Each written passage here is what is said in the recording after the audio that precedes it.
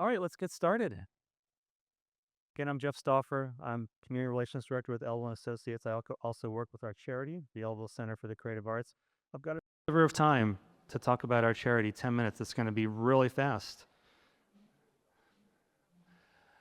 In hindsight, I should have bought a bigger car. Um, we received donated instruments. We refurbished them through our friends at the band shop in Sykesville. They're wonderful. Um, this just the other day was one of the deliveries that I picked up from the band shop, and also in my trunk. I just have a small 2022 Subaru Crosstrek. I need a Ford F-150, I think. But we're very blessed. I'm blessed to have a pretty large office. Now that doesn't mean I'm important. I've just been here for a while, and I used to have a small office where I tripped over all my instruments, literally would trip over them. So these instruments here, these are all refurbished instruments that are in my office and ready to go out to school music programs. These are instruments that are waiting to be refurbished, and we also have some at the band shop that they're working on right now. We have a drum set. We have all these guitars that are going to the Baltimore Classical Guitar Society, and then we have all these right here that are waiting to go in my car, my little car, take the trip to Sykesville, and get them refurbished with our friends at the band shop. The need is very significant, and we need your support. I get emails, messages every day from community members, teachers, asking for support. This one was a little bit unusual. It was just this past Thursday, I got this message from Emery Denali from the Baltimore School of Music.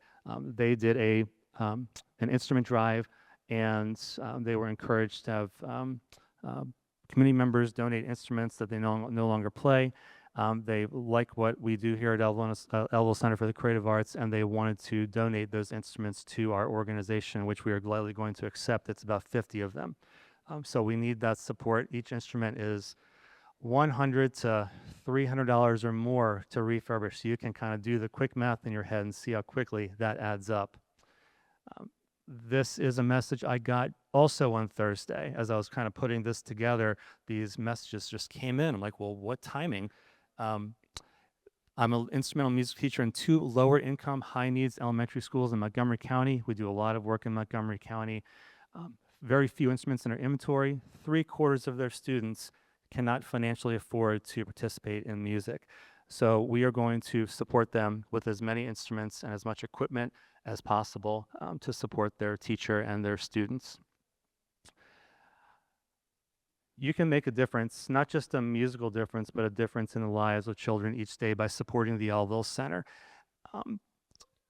Studies show that music, people that participate in music, they perform better in math, reading, and language. Now, if you ever tried to read sheet music, it's like a foreign language if you don't know what you're looking at. I used to know sheet music really, really well, and I was very well versed in it, but now that I don't do it anymore, it's like a foreign language again, so you need to stay with it. It encourages teamwork, cooperation, building communication skills. Music strengthens ties between schools, families, and communities. One of my favorite things to do every year is go to my daughter's concert. She plays the flute at Century High School in the Honors Wind Ensemble. It is one of my favorite evenings of the year. I love it during the December and the May concerts. It requires practice, patience, and resilience, and are those traits that we need every day? Maybe even up to this point this morning, had to practice those traits during your morning. So it also stimulates creativity, imagination, self-expression, helping children have their own confidence in their own voices. And these days, we really need to keep building up our kids' confidence in any way that we can. Music tells a story, and every instrument has a story. We've got instruments that have come from far and wide that are 100 years old. Several weeks ago, we had a gentleman who was 91 years old. He donated a cello to us, and I asked him the story behind it. Back in about 1955, when he was stationed in San Diego for the Navy, he got this instrument from a cello teacher, and he's kept it for about 70 some years, and he wanted to find a good home for it because he was moving and didn't have a place for it. So he considered the Elwell Center, and we gladly accepted his donation. So that's been with him for almost 7 years, and it's gone through many different iterations and different organizations that he's played for, and it found its way to us. So we're very privileged about that. Be the hero. Be the hero in your story. Be the hero in someone else's story, just as importantly. Kids need support. We need your support to help the need that's in the community right now to support music education. My information right here, you can always contact me at our phone number here, jeff@elvillcenter.org. We're always accepting donations for instruments that are in good condition. We always get them refurbished. We have Stephanie in the back. She's running a raffle right now. Please support the Elville Center with a monetary donation. Can't tell you how much it means to us. I would like to also bring up Berta Sabrio, who is the executive director at the Columbia Orchestra. And Berta has a few words about the Columbia Orchestra, and we have supported the Columbia Orchestra family concert series for many, many years through different sponsorships, and we're very pleased to do that. Berta, I'd love for you to come up and talk a little bit about the concert series and the Columbia Orchestra. Come on up.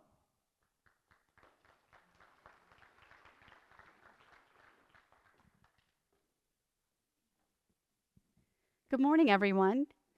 It is such an honor to be here and to bring our string quartet out to provide some music for you guys.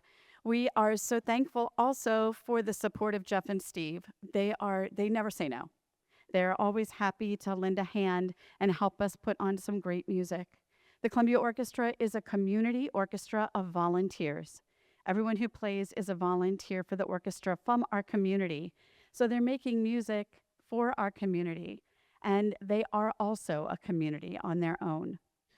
I want to tell you a little bit about our Young People's Concert Series. We have this concert every year, and it's full. We do 2 performances, and it's this great opportunity for us to introduce students, children, and adults to the orchestra. We do that through performing Peter and the Wolf, which is a wonderful way, if you remember, to learn all about the instruments and their sounds within a story. This year, we are also doing music from Bluey. And if you don't know who Bluey is, ask your grandchildren, because they will tell you. Bluey is this wonderful character. He and his family are very family involved. He also is a little bit of a prankster, similar to Peter in Peter and the Wolf. So the stories really go well together. That concert is November 1st. We have 2 concerts that day, and I will have more information about that in the lobby if you'd like to stop by. Also, finally, I want to invite you. We have a community orchestra event tomorrow at the Chrysalis, which is near Meriwether Post Pavilion. It's a free concert. It starts at 4 o'clock, and the orchestra will be there, and our string quartet will also be there playing. So we hope to see you then. Thank you, and thank you again, Jeff and Steve. Nice you. Okay. Well, what in the world is this back here? What is this? It's not every day you find a big check just sitting around. Hey, Bill, can you come up here? So Madeira Wealth, who we've known for a good while, the Huffnells and Dan, back to when they were Bay Point in Annapolis. We really appreciate your support. And so do you want to say a couple words about this big check that we have here? Well, just we're very happy to be able to provide it, and we really think you guys do such great things. And I have a few things in my presentation that are concerned with music as well that I'll expand upon a little bit. So we're very happy to give it to you. We really appreciate it. Thank you so much. Yes. Thank you so very much. So $1,500 to the Elville Center for the Creative Arts from Madeira Wealth. Thank you. And we also have one more thing. He's a very generous guy.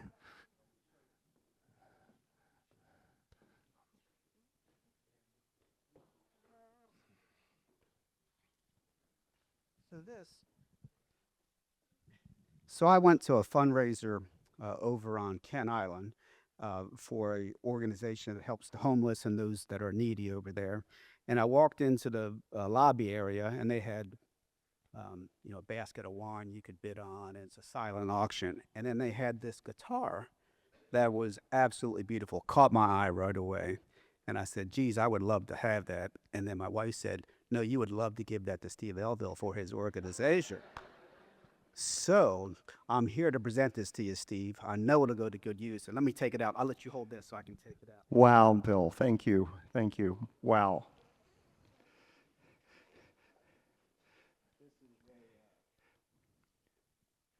Oh my goodness. Oh my goodness. And This that's is what a, and that's what I said when I saw it. It was just sitting there. a PRS guitar. It's Paul Reed Smith guitar, manufactured in Kent Island in Maryland, and so it's a beautiful guitar. We know it'll go to good use. And to top things off, Paul, I had him Paul Reed Smith, offered to autograph. Oh my goodness. It's autographed. So, anyways, this is for you. And for Bill, information. thank you. For sure, it'll go to good work. So, Thank you so very much. yeah, you're welcome. Oh my goodness. Put it back. Bill Huffnell, the Moderna Wealth, incredibly generous. Thank you, Bill. Thank you. And I can't even begin to name the modern or top talent that plays PRS guitars. Many of you are much more expert at that than I am. Wow, Bill. Thank you. Just one thing I left off. This is a John Mayer designed guitar with Paul Reed Smith. So that's the guitar. It's a silver Elite SE, but designed by John Mayer. Oh my goodness. So Oh my goodness. Thank you, Bill. You're so generous. Thank you. Thank you. I'm blown away. I'm speechless. Thank you so much. Thank you. sure. The first time Steve has ever been speechless. First time for everything. Okay. So each year when we consider our featured presenters, we look for the perfect blend of expertise, trust, and a connection, professionals who truly embody our theme and values each year.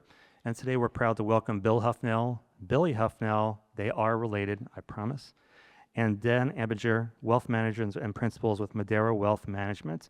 Madeira is a fee-only fiduciary firm with roots dating back to 1983. Today, they employ over 200 professionals across 19 offices along the East Coast, managing nearly $15 billion in assets for more than 6,000 clients. And the firm is majority employee-owned, guided by values of confident humility, a contagious growth mindset, and trusted relationships. And their mission, which is to make a lasting positive impact in the lives of clients and colleagues, truly resonates with us. And their excellence hasn't gone unnoticed. In 2025, Madeira ranked number 2 among USA Today's best financial advisory firms for registered investment advisors. They've been recognized by Investment News as one of the fastest growing fee-only RIAs, and for 9 consecutive years have appeared in Pensions and Investments Best Places to Work in Money Management. So Bill, Billy, and Dan, we know your time is very valuable. You could be anywhere today. Thank you so much for being here with us. Put it here if I could. Oh, that's the clicker. Okay. Yep. This down. Yep. Good. Yep. Thank you, Jeff, very much, and thank you to Steve and to Gary for having us today. I had just a couple comments to start with, and I didn't have an opportunity to see Jeff's slides, but one thing I was going to mention just with respect to musicians, some musicians are in a position where they can do it for a career. Most do it as a second job or as a hobby or whatever. But what I have found is pretty consistently, I had a opportunity, this is 30 years ago, to hire a financial analyst, and the 2 final candidates were one from GW, one from University of Maryland. GW was a finance major, really smart guy, would have made a really good financial analyst. And then the other candidate was an accounting degree with a major, double major, and his second major was music. And I hired him.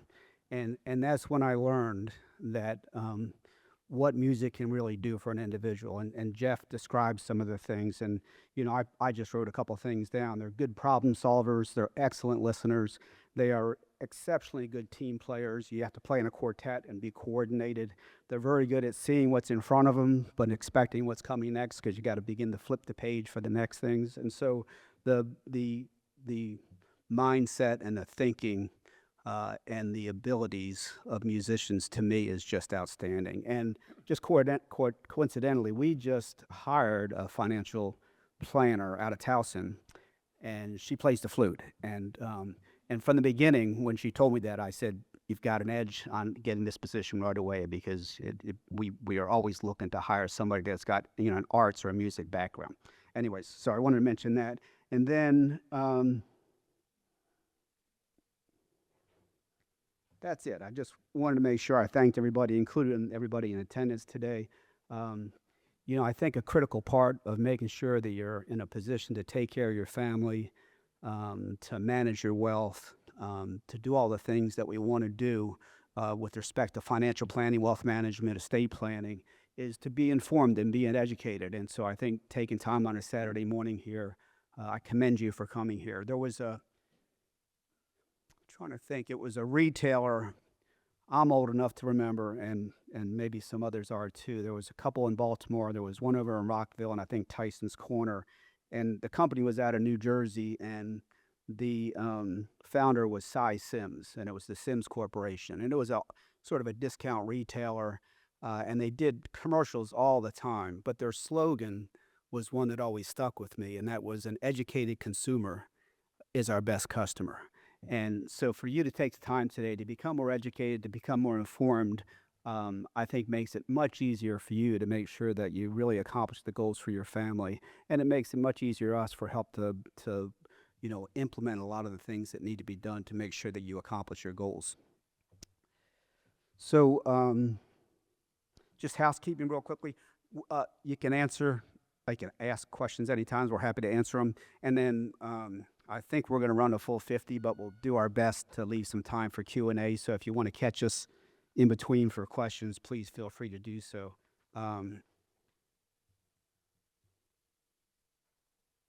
So what are we going to cover today? We're going to go over the One Big Beautiful Bill Act, and then what its impacts are to some charitable planning. We have this view of always taking a comprehensive approach, and so we just want it's sort of outside specifically some of the topics we're talking about today, but I want to show you how it sort of ties into it, go over some key concepts, look at some charitable planning tools and some ideas relative to that, and then finally we'll do some examples and calculations that helps bring all of this information into context and how it works. So, presenting today will be Dan and myself. Billy's here just to sort of keep it straight, make sure we don't tell any lies. And then I just want to do a quick introduction. Dan, so one thing I would say to you that sometimes gets glossed over is because we all have these various letters after our name. And in our opinion, those letters are critical because we think working with somebody that's competent and that has proven that they want to stay up to date and educated and remain competent, have these designations. And so Dan is a certified financial planner. He's a certified, a chartered financial analyst, and he's also a certified private wealth advisor. Those are very, elite designations within our industry. Billy is a certified financial planner and also a certified private wealth advisor. And then I'm a CFP, which I started with Stegman and Company, the CPA firm out of Towson, Maryland, in 1984. So it's been amazing. It's been that long, but I've been doing tax and accounting work since that time. And then I entered the wealth management firm or industry maybe 33 years ago or so. It says 2 decades. We were talking earlier. They wanted to put 3. I said, just leave it 2 because earlier in life, you want it to be a larger number, and then later in life, you sort of want to lower the number a little bit. So I told him 2 is still accurate, even if it was 4. So a couple things. Let me just see. I missed one page of my notes. Excuse me. So a little bit about Dan. Dan is the company geek. That's a compliment. Dan truly will put an Excel worksheet together that will absolutely confuse you, and it makes absolutely good sense. And it's not the fact that he can do it; it's the fact that he enjoys doing it and looks for opportunities to do it. Conversely, when we have our team meetings and we're sitting around the conference room, Dan is sort of our class clown. And this weekend, his dear wife Christy is traveling, so he has 3 beautiful young children. So he is playing Mr. Mom for the weekend, and he's Don't ask me where they are though. Yeah, that's right. I think they're not out in the. They're in the car. They're in the car. Yes. I wasn't sure. Right. That's funny. Old enough. I Funny. think they'll be okay. So and so Dan has all the skills that I described earlier that you typically see in a musician, and it just so happens that Dan is a musician and he plays the guitar, and so just sort of reinforces my whole generalization relative to. And to be clear, he did not tell me about the PRS before he decided to make the donation, so I didn't have the opportunity to make a call for it. So Oh, that's funny. I thought you were going to play like the first 6 drums of "Smoke on the Water" for us. So set the stage. and then Billy. So an interesting thing about Billy is that this is his last week in the world as a single man. So next Saturday, actually right here, not just down the road in Ellicott City, he will be a married man. And yes, thank you. And he has a keen interest in estate planning. Oops, I switched my thing. And you can see some of the other specialties there. And then he's also very good at giving his dad the eye when I'm talking too much. So he sort of, I look at him and he's like, cut. And so he'll keep me on track here. And I say that half facetiously, but it really does happen. So so that's our team. Okay, so just a quick summary of, I'm going to call it the bill because I get tired of saying the OBBBA. So the bill. We do OBA. OBA was a pretty OBA, good. oh, is that a new one? Oh, okay, I didn't hear that. That was So- good. We do it. So there was some legislation passed back in 2017, and when they pass legislation nowadays, sorry, I'll stay closer to the mic. I apologize. When they pass legislation, there used to be a time when you'd pass legislation and it just sort of stayed in place. Now there's various phase outs and sunsets, and so they'll put a law in place, but it'll only be good for 6 years, and so you always have to consider when these phase outs are implemented, or when the phase outs, or excuse me, when the sunsets end. And so there was several of those built into the 2017 law, most of which were due to end January 1st of 2026. So the new law, the new act, either extended those or made those permanent. And so that actually provided a lot of relief in a lot of areas, and we'll go into the detail a little bit. So, it has, I'm only going to cover some of the items that I think are probably more relevant. There was several things in there that we sort of left off because it gets into too much detail. But if you have a question on one that's not on here, please feel free to ask. Big changes to income taxes, favorable. Some changes to itemized deductions. There's some things specifically written in there that are associated with charitable planning. And then, the most significant change probably is that, we had this federal tax exemption amount that was 5.5 million in 2016. The 2017 bill doubled it to 11 million roughly. With inflation, it's gone up to close to 14 million this year. And then starting next year, it would revert back to 7,500,000 or some number close to that. That is no longer the case. We now have a permanent, in quotes, right? Because permanent in tax law is really never permanent. It's till the next administration or to whatever the next thoughts are. But as of right now, there's no expiration on that $15 million. $15 million exempted from state taxes for both spouses, so $30 million in total. And then it's sort of like there's some of the changes are permanent, some of them are temporary, some of them happen immediately, and some of them happen starting in 2026. So I'm going to go through some of the key ones now. So the income tax brackets were supposed to increase, and with the highest bracket going at 39%, the law kept the brackets just where they are today, so that was a good change. In the very beginning, you heard things about no tax on tips. We're going to not tax Social Security. Don't tax overtime. Well, what was initially proposed and what ended up happening ended up being a little bit different, but I think essentially to a large degree it did accomplish what they were trying to do to a great extent. And so there's a senior deduction now that is starts this year, ends in 2025, that if you're over 65 or over, you get to take an above the line, meaning you don't have to itemize, a $6,000 deduction off your tax return. Just right off your tax return, you reduce your income by $6,000, and it's eligible for both spouses, and so it's $12,000. As I mentioned earlier, all of these provisions, or at least most of them, are subject to phase outs, and I'm not going to go through the phase outs because they're all different amounts, but once you hit a phase out amount is when the benefit gets reduced, and in some cases it gets eliminated. But that's a new provision. It's effective 2025, and it could be quite effective. It's $12,000 off your potentially your taxable income.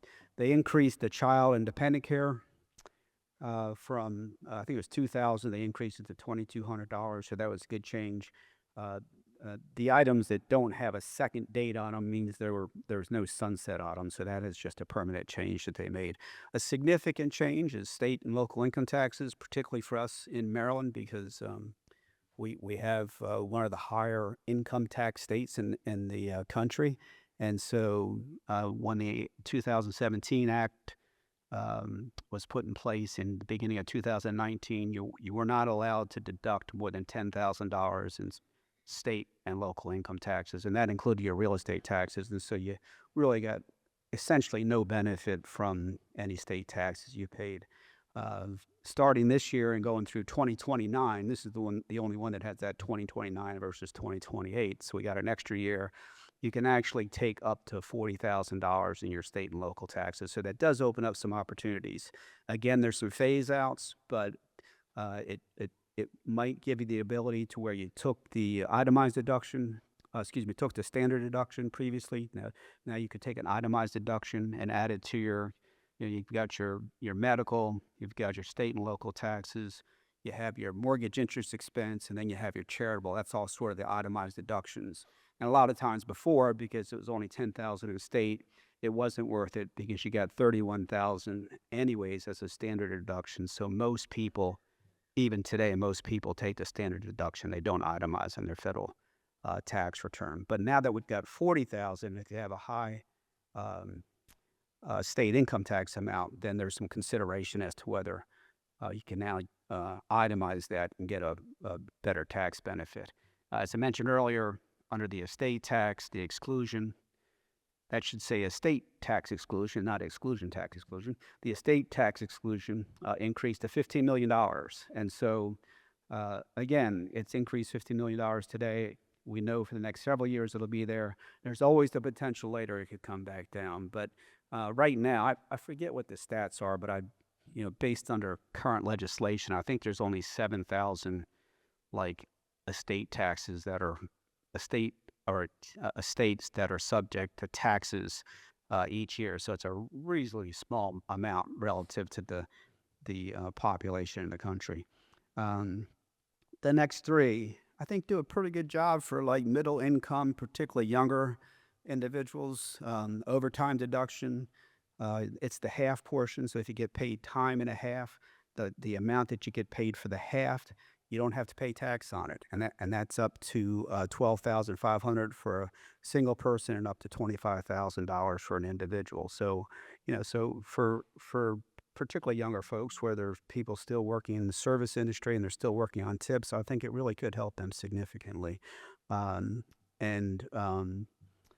The same with tips. In the service industry, getting tips, you can exclude $25,000, irrespective of whether you file joint or single. It's a $25,000 deduction, and so both of those I think could help tremendously. And then lastly, car interest is deductible again. There's some restrictions as the car has to be assembled in the U.S. and some other things, but you get up to $10,000 a year right off your taxes. If you purchase a car and you finance it, the government will help subsidize it through allowing you to write some of it off against your income taxes. The key thing about a lot of these is these are above the line, so they're not itemized deductions. So irrespective of whether you itemize or not, you get to take these deductions. The state and local taxes that's part of the itemized deductions, but the senior tax, the overtime deduction, tips deduction, those all go above the line, and you're entitled to those irrespective of whether you decide to itemize in your federal return. So a couple key provisions that impact charity. I do have a typo on this. I apologize. In the top right there where it says 2025 plus, that should be 2026. That's sort of a critical one. But um, so there's a new charitable write-off that's allowed now. Again, this is not an itemized. You get it irrespective, and it's on the front of your 1040, and you can put in a line for either 1,000 or 2,000, whether you're single or married.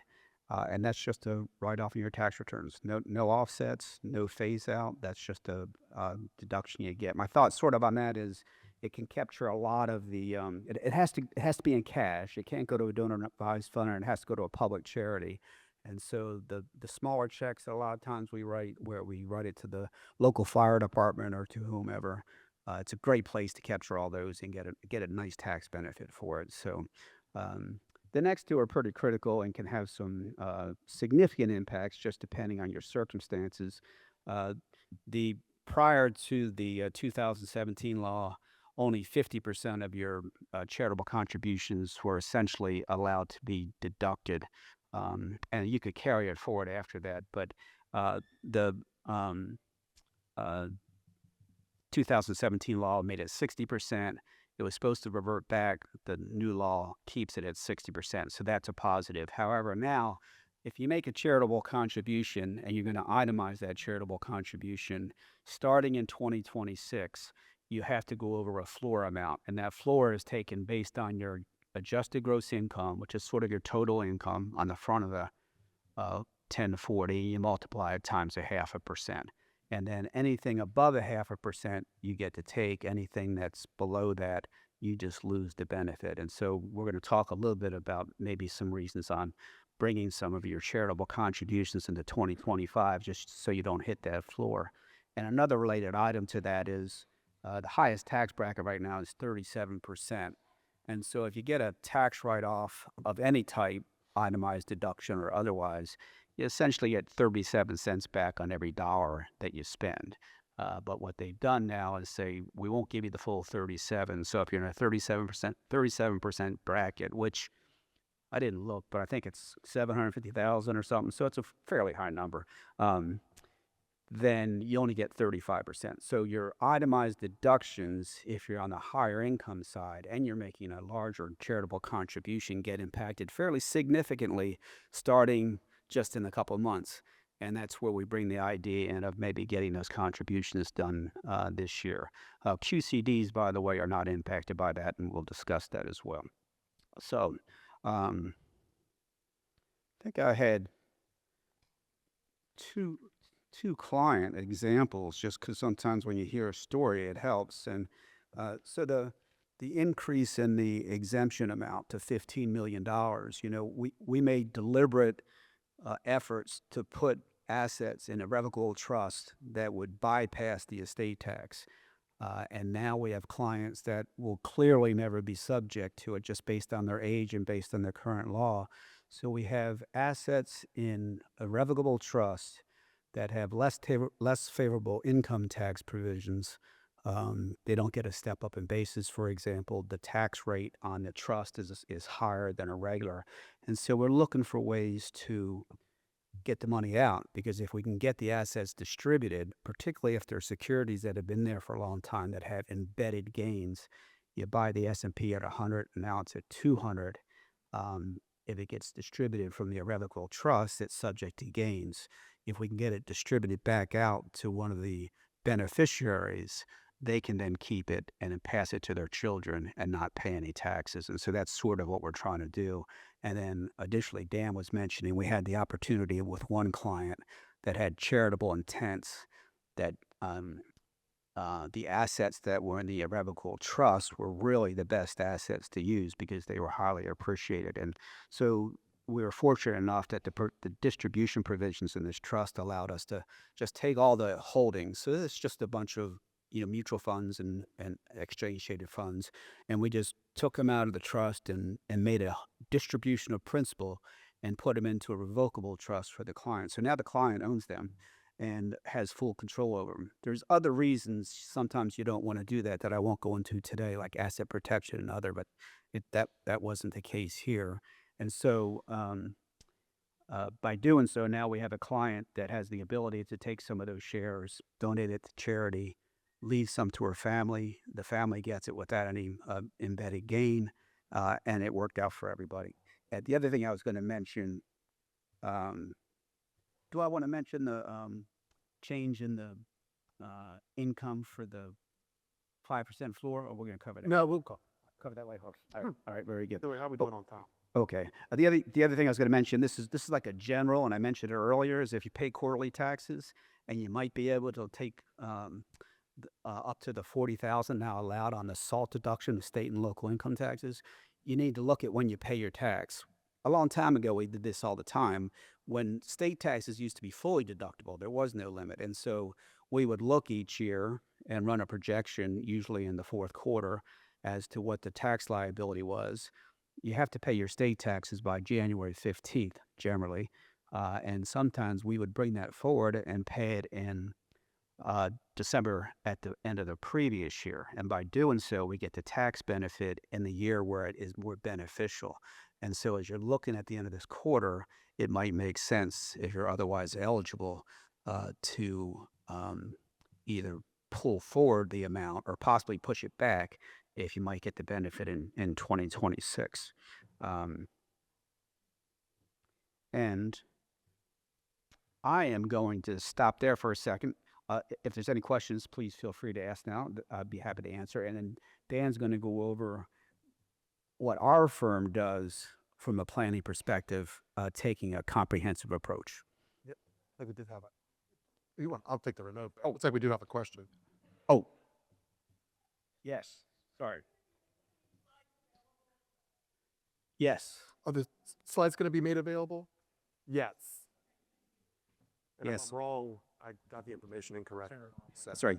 Billy was looking real carefully at him when he said that. Like, yes, yes, yes. No, the other thing is, we'll provide a reference to there's an organization called the Tax Foundation, and they have a couple really good write-ups that summarize a lot of the major changes to based on the OBBBA, and also where you can put in your personal information, and it gives you an idea of where you may benefit from the tax law changes. Sure.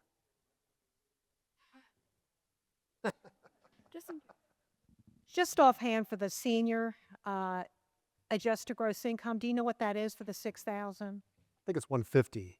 I think it is one. It's 75 single, 150 if you're. So it phases out starting at 150. 150. 150, yeah. Yeah. So. That one, it seems, should have been kept a little higher, but who knows when they get into these negotiations. Like every phase out was different. Well, the tips and the overtime were the same, but a lot of the other ones, they just had these numbers in there that I don't know exactly where they got them. For example, the $40,000 phase out starts at $500,000, but the senior phase out starts at $150,000, and I don't know why they made those decisions. So, well, good. Well, as Bill mentioned, the one thing that we wanted to do is sort of set the stage, because charitable planning is obviously the focus of our conversation today, but I guess comparable to other sort of subject matters that may be important to a client, it's, well, we would argue it is impossible to try to view any planning item in its isolation. And so other things sort of drive decisions or may impact other decisions. And then not everybody's charitably inclined, right? And so oftentimes we have to we sort of say, set the game plan, which is just, what are we trying to accomplish in this particular meeting or with your planning? But it always begins with a review of their goals, objectives, and concerns. And so, again, some of these topics may not be applicable to an individual, but oftentimes charitable planning does come in. Now, everybody has different sort of degrees of charitable inclination. There's also a mix, right? You have individuals that sort of want to have more of a passive exposure, right? So they're donating cash and sort of walking away. You have others that are more actively involved in charities. So they might participate in a food bank or help clean the Severn River as part of the Severn River Association, or a mix of the two. And so sort of understanding sort of what their philanthropic, initiatives are can help us drive sort of the tax planning benefits, because I haven't had anybody ever tell us that they don't want the government to share in some of their charitable endeavors, right? And so that's essentially what we're trying to do. I sort of say in jest with some clients that there's really no economic benefit to donating to charity, which is not true, right? But some people are like, well, how much should I donate to charity to save on income taxes? And I like take a step back and let's just make sure that's something that's important to you so that you get both, right? The sort of the good feeling of helping other individuals or helping other initiatives, as well as receiving the tax benefit. So we threw up an example of sort of our typical templated agenda, but you can see that everything sort of needs to get addressed before we start talking about charitable planning. And you're going to get into some examples as to how different circumstances may lead to different ways of satisfying charitable endeavors. So, And Uh, and then I just want to get back up again. That so when we first engage with a client, we'll often have with a prospective client, we'll often have a specific question relating to one issue. I'd like to create a revocable living trust or whatever it may be, and then we just that's when we tell them that if you're going to make that decision, you need to make that decision in the context of considering all these other things. So every client that comes to us, this is not the exact agenda, but this is essentially the agenda we use for planning for every client because we think you have to consider all this before you can make a decision on any of them, just because there's so much, they're intertwined so closely. And the other thing I was going to mention is the summary of the year-end plannings. That's in the beginning of the year, we say, "All right, this year, let's plan on what we need to do by the end of the year."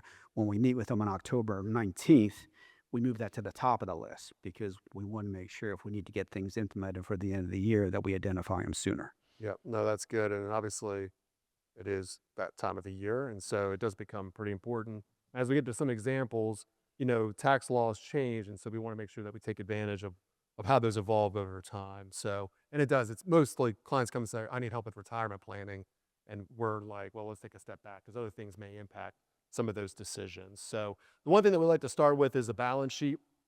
This is not my spreadsheet. Mine look much better than this, by the way. I don't use Calibri. It was as an my amateur. spreadsheet. Yeah, that's a Bill spreadsheet for sure. Especially since, no, I'm kidding.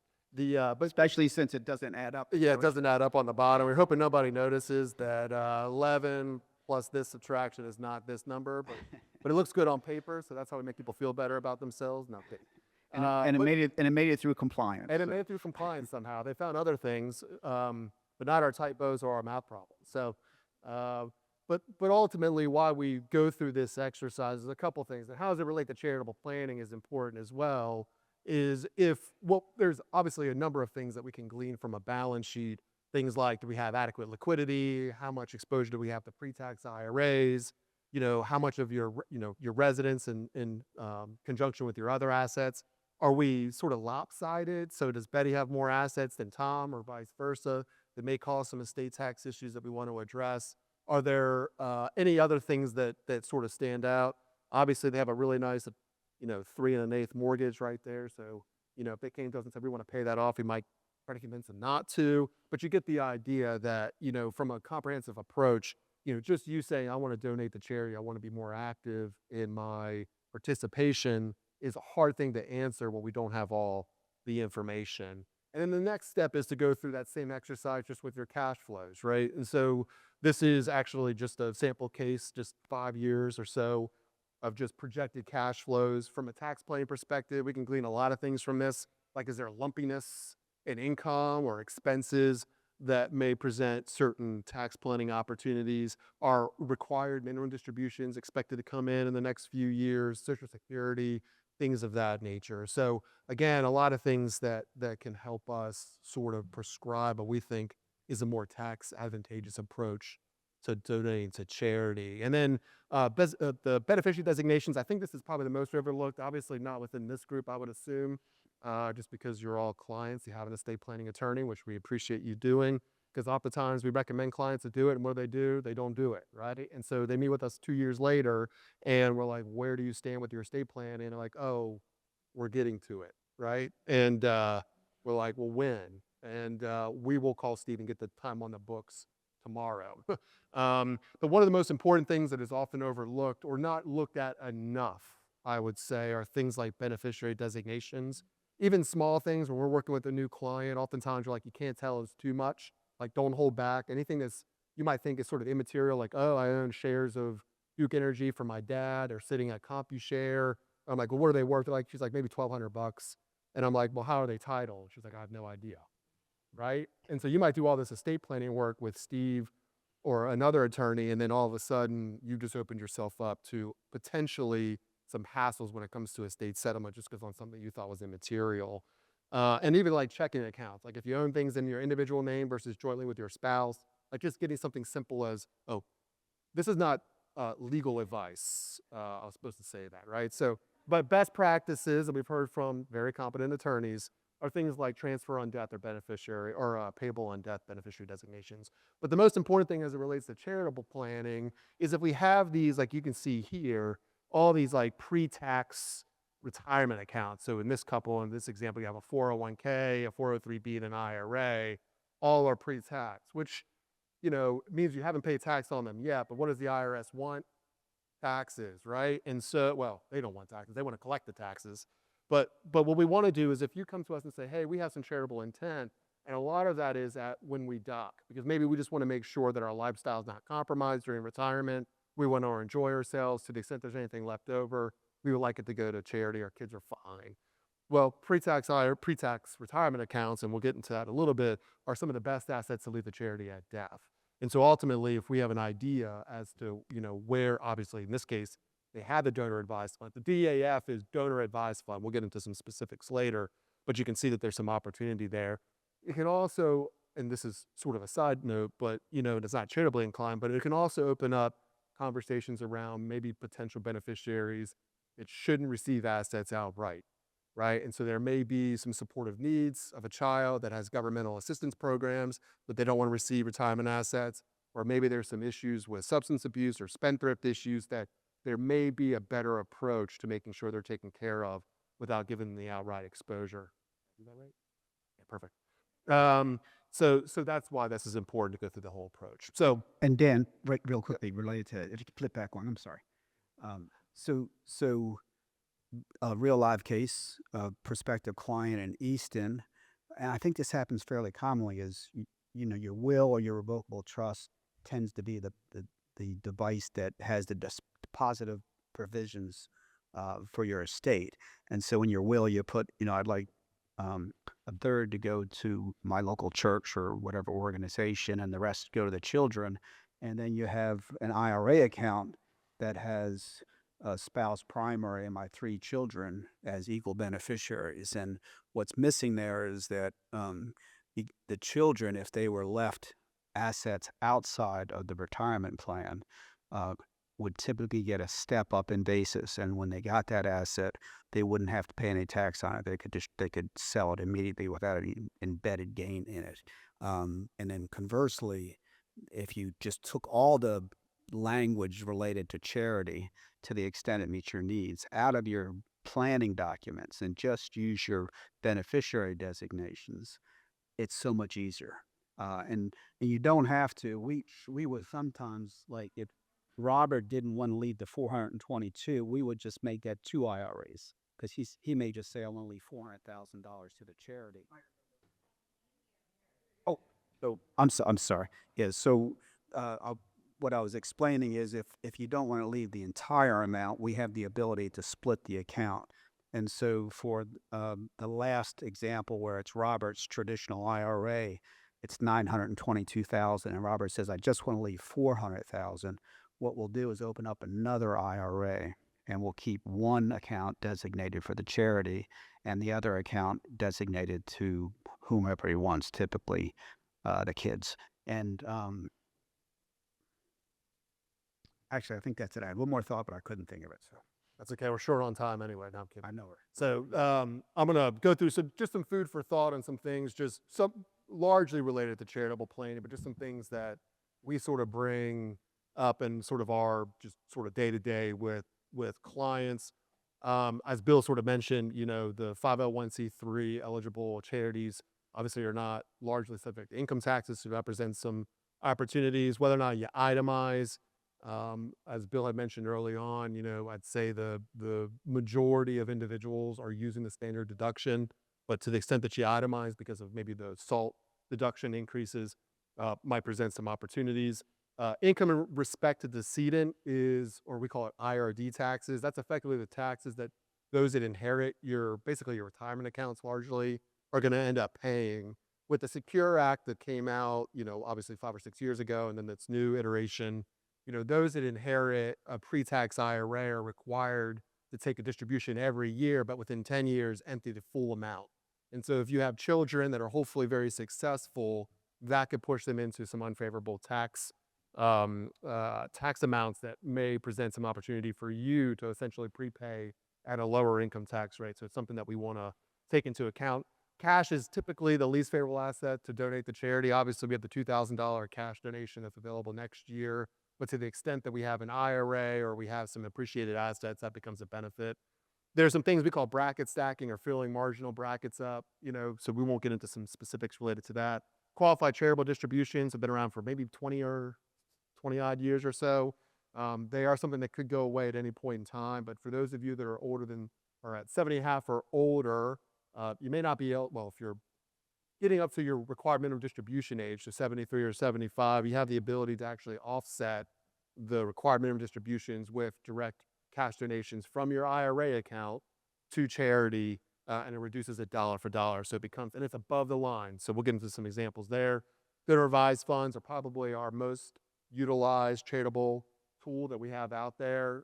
If you're not familiar with donor advised funds, it's effectively like sort of your personal charity where you can donate assets. It gives you some flexibility on things that we're going to talk about here in a little bit, but you can grant from that donor advised fund as you wish to the extent that it's an approved 501c3. And so for a lot of individuals that want to have some recognition, so it might be the Huffnell Charitable Fund or Huffnell Family Charitable Fund, when the charity receives it, that's what's written on the check. And then ultimately, if you do have an estate plan in place and charitable giving at death is something that's important to you, your charitable inclinations may change over time, but you don't have to necessarily update your estate documents. You can just change the beneficiaries of the donor advised fund and just name it within your estate documents. And then there's some other things that we'll get into as well as far as other tax planning. Required minimum distributions, I'm probably pretty sure everybody here is aware that the IRS does like to collect tax revenue on pre-tax retirement accounts. And so the rules have changed. So for those of you born in the 50s, your retirement age or R&D age is 73. For those of you born after 1960, that age is 75. But at that year, you are required to take out a certain proportion of your pre-tax retirement accounts every year, which offers some opportunity because one, your first year you take it's called your required beginning date. And so the year in which you turn 73 or 75, you actually have up until the April 1st of the following year to take your first R&D, which you have to take to the second year.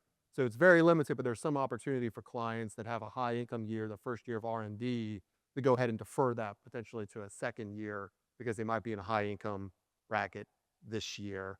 And then there's other estate planning and income tax related things, but I think we're going to probably cover most of them. Actually, number 19, I think this is going to become a little bit more prevalent and I think we're going to get in. I think there's going to be some coverage of the Maryland tax changes, but as Bill mentioned, Maryland is a great state if you have 3 young children in the public education system. So I appreciate everybody's hard-earned tax dollars. But it's becoming a little bit more costly to live here. And so there are some benefits if you donate to some permanent community foundations in this area. So, but the one thing that we wanted to mention is that I do say OBBBA, and I'm always afraid I say one too many or one few of the E's. I like OBA. So there are some implications related to OBA that impact charitable planning. One is what we talked about, is the fact that there may be fewer people, well, we don't know. It could be a mix, it could be a wash, but I think with the SALT income deductions, there may be more individuals itemizing, but when we look back the last few years, the majority of clients were taking, especially if they own their home outright and they didn't have mortgage, or they didn't have large medical expenses that are also an itemized deduction, we were seeing a lot of standard deduction. And what does that mean? That means if you donate to charity, it's not that you shouldn't, it's just that there's probably no immediate or any tax benefit associated with it, because you would have gotten it otherwise. So that sort of had some, I don't think that's really driven people to not donate to charity, but it's obviously will make giving to charity a little bit more attractive to the extent that more individuals are itemizing. Now we have that small above the line charitable donation, so a lot of tithing I think is going to end up having some income tax benefits. We mentioned the SALT cap increase.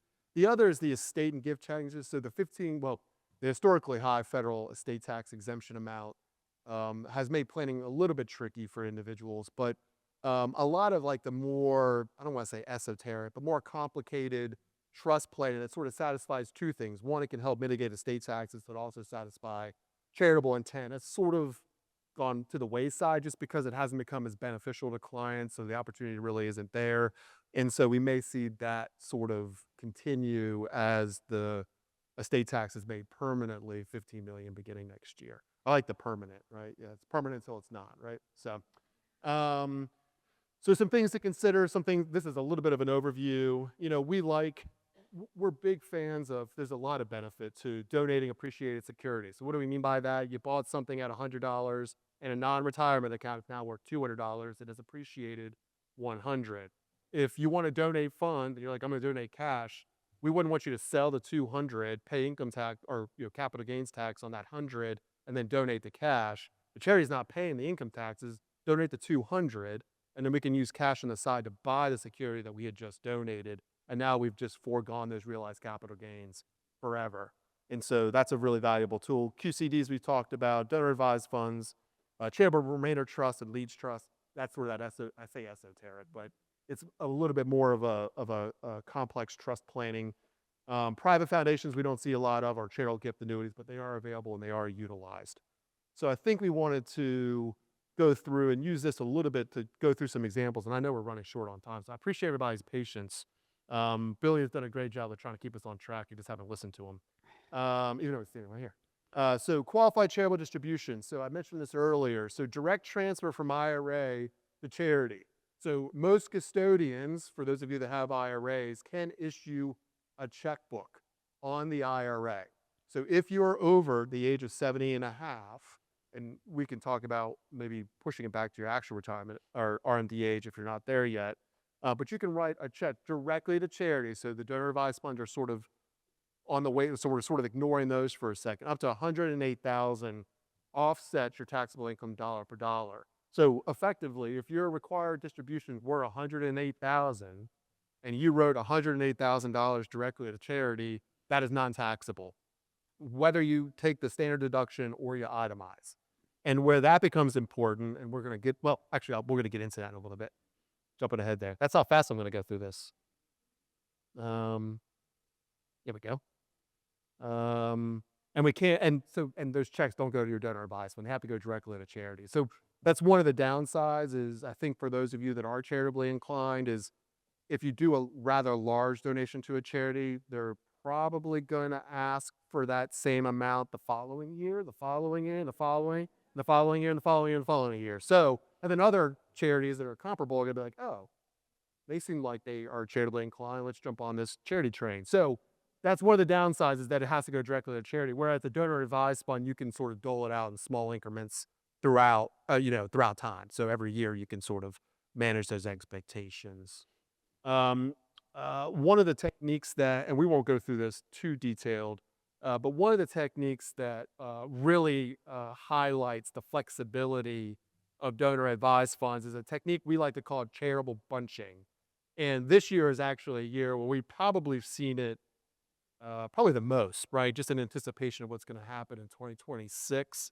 But charitable bunching just means, let's say you're charitably inclined and, it's funny, we look at tax returns like doctors look at blood work. Like we can learn a lot about you just by going through your tax returns, right? And so if we notice that over the last 2 or 3 years, you're donating roughly $20,000 to $30,000 to charity every year, maybe through cash, maybe through appreciated securities, maybe a combination of the two, we may say, well, is your anticipation or your preference to continue doing that in the future? And typically they'll say, yeah, of course, why wouldn't it? And then we say, well, why don't we take the next 2 or 3 years, because this year you're going to get the best tax benefit, right? And so again, we're not doing this for taxes, but if we're going to do it anyway, we might as well have the government share it, right? And so instead of doling it out 20, 30 each year, let's fast forward let's just say, in this example, I think we use 25. So we'll use 75 this year, right? And so when we talked earlier about like a comprehensive approach, one, we want to make sure that that doesn't put you in an economic a place where you're not comfortable with. So if we've already sort of made sure that if you donated 75 and things sort of went awry in the future, no harm, no foul, but we can get the full benefit of this year. And the benefit of the donor advised fund is you don't have to donate the 75 this year. You can still do the 25 each subsequent year, but you get the immediate tax benefit in the year where it's the most beneficial for you. And in this example, we use 25. And so if you're donating 25, your standard deduction is 31.5, you're not getting any tax benefit that you weren't otherwise going to get. But if you get 75 in there, then you get the delta between the two as an additional deduction amount for itemized deduction. We good? Yep. So we will skip through charitable. So QCDs versus cash gifts. I think we sort of talked through this as well. QCDs are the best, I would say, arguably the best tool for those that are charitably inclined or are also subject to required minimum distributions. For the most part, who's here on Medicare? All right. So, well, maybe but the government has sort of set the rate at which your Medicare premiums are, right? And then they look back 2 years ago and say, if you've crossed certain thresholds, your Medicare premium is going to be higher for that particular year. So it's a 2-year look back. So that's called IRMA. We're going to get into that here in a second. But QCDs, anything above the line helps mitigate IRMA. And I'm probably going to skip to that. Yeah, I think we have the IRMA in here. Nope. So I'll just use this as an example. So actually, it's on the bottom right here. So IRMA stands for the income-related monthly adjustment amount. So IRMA comes off a little bit better, right? It's probably the topic that's top of mind for most retirees, honestly, because when they end up getting their benefit statement for the year and then they see that their Medicare premiums are going up, they're wondering why, right? And the issue is these brackets aren't like a progressive bracket, right? If you're $1 over that IRMA bracket for the entire 2 years from now, your entire year, your Medicare premiums could be $2,000 to $4,000 more, depending if you're married or filing single. And so that's it's one of the few times where I say there's no economic benefit to give it. That one is, right? Because if you donate $20 and you bring your IRMA bracket down, then you're saving $2,000 just by giving $20 to charity. And we have clients where every year, this is the geek side of me, where we're trying to project where IRMA brackets are going to be 2 years from now and try to mitigate that exposure. Because that's the worst feeling, is when you're $300 over that bracket and they have a whole year of higher Medicare premiums. We talked about bunching. This is a big one. I don't know. It's not going to be super prevalent because it is for those that are on the higher income earning side. In particular, we have one client that is very involved with the Genesee School up in, I think it's North Baltimore County. And he grants, he says he pledges, but we say it's a grant. He grants around $100,000 a year to the Genesee School. And that's for the next 4 or 5 years. Well, he makes considerable amounts of money. And so he's going to be absolutely impacted by both of these, right? The 35% cap and the 0.5% AGI for. And so we're going to do all that charitable giving this year. And it's probably going to save him, $14,000 on the low end, as far as the difference. And then, as Bill mentioned, there, $4,300 there. So that was everybody just graduated tax planning 401. So I appreciate your patience.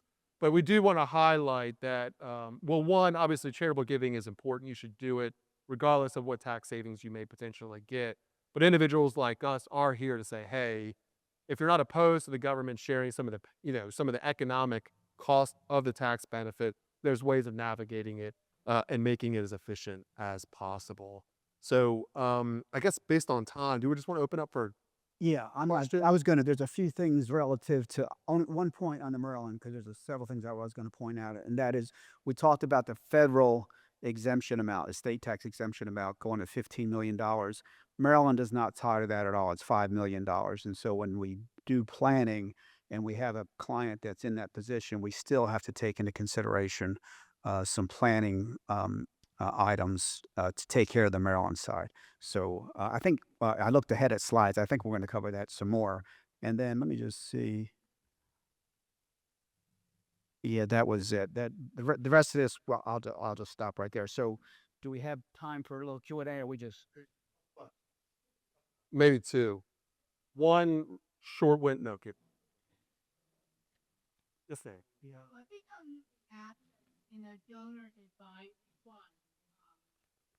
Death of the owner. That's a great question. So most custodians, so like Schwab Charitable, Vanguard Charitable, Fidelity Charity, allow really there's three options. One, you can specify number of charities of which it goes to automatically.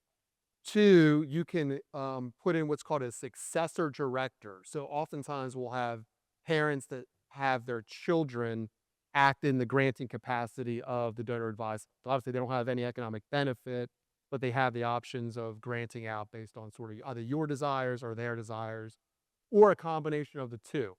So we have clients that'll do 50% will go to these 3 or 4 charities, and the other half will have a successor director or 2 successor directors, which are oftentimes children. So And one follow-up.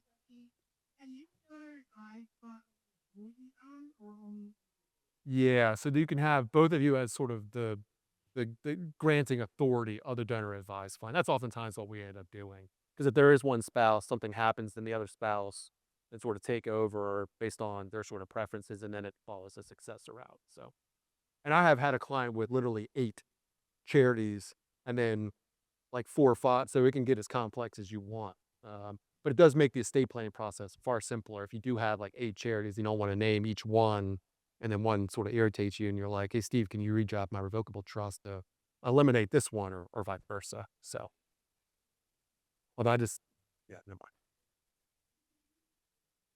Like that. Well, thanks Well, everybody. We thank you appreciate all. the opportunity. Thank you all so Bye. much.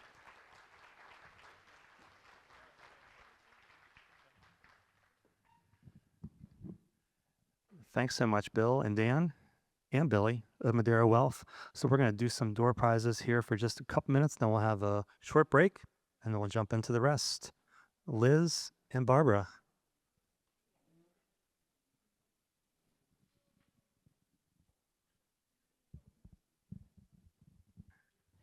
How's that? Good morning, everyone. Who's ready to win a prize? All right. Get your tickets out. And how this is going to work is we will put the ticket aside on the prize, and you can come up and claim it before you leave today. Okay? Oh, the first one is 056. Yay! All right. And that is the Maryland Scout basket. Oh, okay. The next one is, where's my list? Oh, sure. All right, Vanna. Come on, Vanna, get up there. It's a very cute little tote bag with all little Maryland scenes on it, filled with all kinds of goodies. And the descriptions are on your handouts that we gave you. All right. The next one. The next one is the McCutcheon. Did I say that correctly? Pantry basket. Okay. You got a number? Well, they have it in front of them. 101. Way in the back. Yay! Congratulations. Now the next we have a 2025-2026 season subscription to the Columbia Orchestra. 016. Congratulations. I'm going to do one more or two one? One more. Okay. We're going to do the Tea Lovers basket.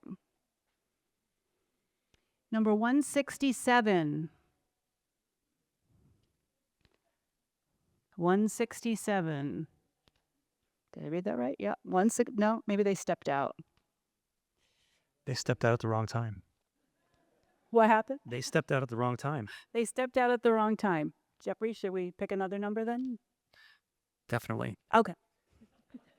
You snooze, yellows. There you go. All right. 269. Yeah, there you go. All right. All right. We'll do. So we'll take about a 10-minute break or so. Enjoy more food, visit the Alzheimer's Association table. Last chance for the charity raffle in the back, and we'll enjoy some more music from the Columbia Orchestra String Quartet. We'll see you in 10 minutes. All right. We're going to do a few more prizes here. Here. We're going to do number 4, de-stress. Ooh, yeah. Who wants to be de-stressed? Number 71, you are de-stressed. They might be out, though. Okay, stay stressed. Okay. Okay, now we're stressed. All right, we'll try that again. Number 175. Yay!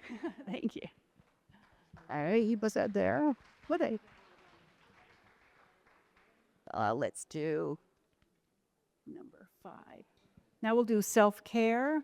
What number you got there? 155. Oh, my turn. 155, gotcha. All right. Oh, no, that's it. We're confusing. No, we're going to do breakfast. Now we'll do the breakfast basket for number 3. Where is number 3? No, okay. We'll pick again. So dramatic. Number 228. Oh, I heard a gasp, but I don't see it. There she is. I heard On the you left. before I saw you. Congratulations. Right here? Any more? You want me to finish them out? Okay. Oh. You want to take it now? Okay. Okay. Well, you can pick it up.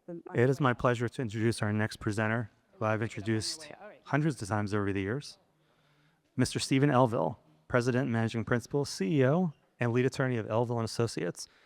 Many of you know Steve well as clients through his countless workshops and webinars over the years. With 25 years of experience in elder law, estate planning, special needs planning, and much more, Steve has led this firm with passion, insight, and an unwavering commitment to client education. He has been named to the Maryland Super Lawyers list 10 times, including the past 9 consecutive years, and his leadership has helped Elville and Associates grow into one of Maryland's most respected planning firms. And through his guidance, our firm has become a trusted resource for thousands upon thousands of individuals and families, always staying true to our mission of education, counseling, and legal technical excellence. Steve, thank you so much for your tireless dedication to our clients, our community, and everyone here at the firm. Please join me in welcoming Stephen Elville. Thank you, Jeff. Thank you, sir. My pleasure. Hello again, and how are you doing? Enough food? Okay, good. Let's hear it as they walk out for the Columbia Orchestra String Quartet. Thank you so much. And I have to tell you, I'm overwhelmed by your generosity and support, but I have to tell you right now, I don't know if I'm going to get through my presentation because I'm speechless right now. I'm speechless at Bill Huffnell and Madero Wealth's gift to the Elville Center and that guitar, which I can't even imagine how much it costs. And it's a flagship item now for our charity. So I just can't thank Bill enough. So let's hear it for Bill's wonderful donation. And I also have to say that I was referred a client by Bill about a year or two ago. And this was one of the first times I had directly worked with Bill. And he came in, and he doesn't know I'm going to say this, but he came in prepared like no other financial advisor I have ever worked with. I mean, and I've worked with some really good ones. He came in so prepared that I was astonished. It was almost like a complete estate planning package specifically for this client that we were getting ready to meet with. So I'm just amazed. Thank you again, Bill and Billy and Dan. Thank you so very much. Okay, as I get ready to get into my presentation, and you know sometimes we run long, I'll try to be efficient. I just wanted to recognize our audio-visual crew again, Drew, Dalton, and Olivia. Thank you for what you're doing today. And I know that they are, taking panoramic pictures of the room and getting you in the photographs and in the video, so thank you for allowing them to do that. And they've assured me that if you don't like the way you look, they'll use AI to make you look better. And they've assured me that they'll do it to make me look taller. Okay, and I also just want to say some of the things I'm going to talk about are going to be redundant. Some of you know I'm intentionally redundant. But this time it's going to be because I'm going to kind of go back over some of the material in just a small way that Dan and Bill presented. I'm also going to hit on some things that Lillian Hummel, who I'm very proud of. Lily is our elder law principal attorney in our Rockville office, and we're looking forward to Lily's presentation. And Lily is just a great leader, a great lawyer, and she really knows her stuff under the hood of some of the stuff she's going to be talking about that's so important. And the last thing I wanted to say as an opening remark is, Dan, you're not alone as a tax geek.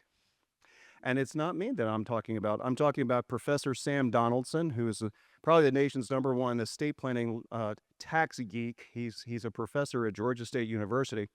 And I'm going to encourage Dan to get in touch with Professor Donaldson, because Professor Donaldson has, according to what he says, 56 different colored sweater vests. Okay.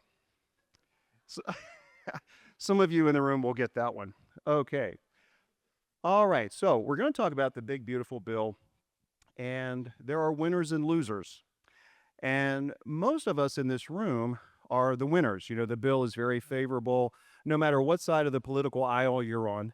For people who are doing estate planning, building their wealth, and so forth, the bill is very favorable, right? And for some of us who are on the elder law side as well, we know that the bill sometimes is a bit tenuous, and we're worried about it. We're worried about 2026. Lily is going to talk a lot about this in her presentation. We're going to talk about the people who are maybe not the winners in the bill, the people who are on needs-based public benefits, and what's going to happen to the Medicaid system in 2026. So we know there's two sides of this bill, winners and losers, but we're going to focus on the positive side this morning, at least in my presentation. But I'm a big believer in getting grounded before we get into the material. So if you don't mind just participating with me just a little bit, you are a very good audience. So Uncle Sam loves what? Taxes. But Uncle Sam also loves acronyms. So Dan said, hey, Steve, I like that OBA. So let's talk about this. Please repeat after me. One big. Oh, okay. Let's try that again. One big bodacious. Now, I've got my phone here. I'm using AI. One big bubbly bill. One big believable bill. One big bountiful bill. You get my point. So this bill is wild, okay? And we're going to talk about mostly the positive things. So I don't think we can call it a benevolent bill. But for those people who are doing estate planning, it's very positive. So one big, beautiful bill act, okay? OBA. Not OB3 or, Star Wars or anything like that. All right. Jeff, I'm looking for my clicker. Here we go. So thanks for playing along with me through that. So we're going to talk about OBA. All right. So obviously this is not legal advice, as Dan said. But we're going to talk about trends in contemporary planning. We're going to make sense of the modern estate planning tools in OBA. We're going to stay abreast of change. We're going to talk about flexibility. I'm going to be nautical this morning. I have my nautical tie on. So for those of you, how many of you have been out on a boat recently? Powerboat, sailboat. How many of you have been out on the ocean on a powerboat or sailboat? Okay. How many of you have been on a cruise ship? Okay, you guys have been out on the ocean.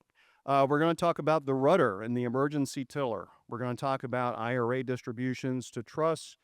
We're going to talk about the winners and losers a little bit. We talked about that just a minute ago. And we're going to talk about one of the most important things is the client care program, maintenance and updating. Okay. Let's talk about OBA. Bill talked about the 15 million basic exclusion amount, the BIA in 2026. So this is inflation based. So we got 15 million of exemption per person. We have 5 million of exemption in Maryland per person. So 10 million between a married couple. I don't think there's anything else to talk about. Let's just end the presentation right there. Oh, you mean there's something else to talk about? Okay. Well, all right. We'll go beyond the 15 million exemptions. We'll go beyond we'll go beyond all of that. So let's get into the income taxation side. So Bill mentioned and Dan mentioned the SALT deduction. So through creative planning, you can actually create additional SALT deductions. So what are we going to do today? Well, we're not going to be able to get into depth on these things, but I want to give you the general idea of what is available out there today. What is generally available in estate planning? So you could create additional SALT deductions by shifting income. How many of you have heard of the 199 Cap A deduction? Okay, this is where business owners can reduce taxable income by 20%. Some of you have heard about that, or you know people who are qualified for that. So you can create additional 199 Cap A deductions. One of the things that's amazing is qualified small business corporation expansion, where capital gain exclusion is increased from 10 million to 15 million. These are people who are doing startups, and the government is encouraging people to invest in startup businesses, and then pretty much you can exclude capital gain almost 100% on the sale of those businesses. So you can increase or create additional QSBS exclusion. So it's amazing for the winners on this bill. It's amazing what can be done. No tax on tips. Now, for those of you who really have read about this, there's going to be a tip jar out here for the lawyers because there's no tax on it. There's no tax. When you come to our office, there will be a tip jar on every table. Of course, I'm just kidding. How many of you have heard about the Trump accounts? Okay. All right. So doesn't matter what side of the political aisle you may be on. This is like an amazing thing for like IRAs for young people, right? So on July 4th, 2026, you'll be able to open a Trump account. Those of you who have loved ones with disabilities or have a disability yourself, the ABLE laws have been expanded now. We've been talking about this for years. You can be qualified for an ABLE account up to age 46. The annual exclusion from gift tax is $19,000. Opportunity zones. Now, many of you in this room are not going to be maybe investors in opportunity zones, but the laws and the incentives for people who are investing in opportunity zones, it's amazing stuff. And of course, Bill and Dan talked about charitable planning. Now, this is a chart. Bill and Dan talked about this. Bill, you're absolutely right that it's like $768,000 that a married couple can make prior to being in a 37% bracket. $640,000 in other, for single filers, $640,000. These are amazing things as far as taxable tax brackets. Now, look at this for many of you who have trusts and you're leaving trusts for disabled loved ones or people that need asset protection or creditor protection. Many of you now are somewhat surprised when you revisit this and you see that in 2026, any taxable income over $16,000 is going to be hit at 37%. So we have to remember, don't be shocked by that, learn how to manage the taxable income of a trust. So remember, if income taxation of a trust was not manageable, we would all be running for the hills, right? We wouldn't be using these kinds of trusts. So just take heart that you can learn about how to manage the tax ramifications of a trust where you are leaving assets in trust for a loved one or a spouse. Now, under OBA, we have to keep in mind, and I was talking to a couple of clients this morning, we can't always worry about everything, right? But a future administration, the exemption amounts could lower, and Bill mentioned that, so we have to keep that in mind. Now, I'm going to be talking a little bit of tax science here, so if you get lost or you say, what am I doing here? You're normal. Just bear with me, all right? You may be a person in the future who creates an incomplete gift non-grantor trust. Talk about tax geek stuff. This is because if we create those kinds of trusts, we could increase our exemptions for SALT, 199A, and other purposes, and still get a step up in basis.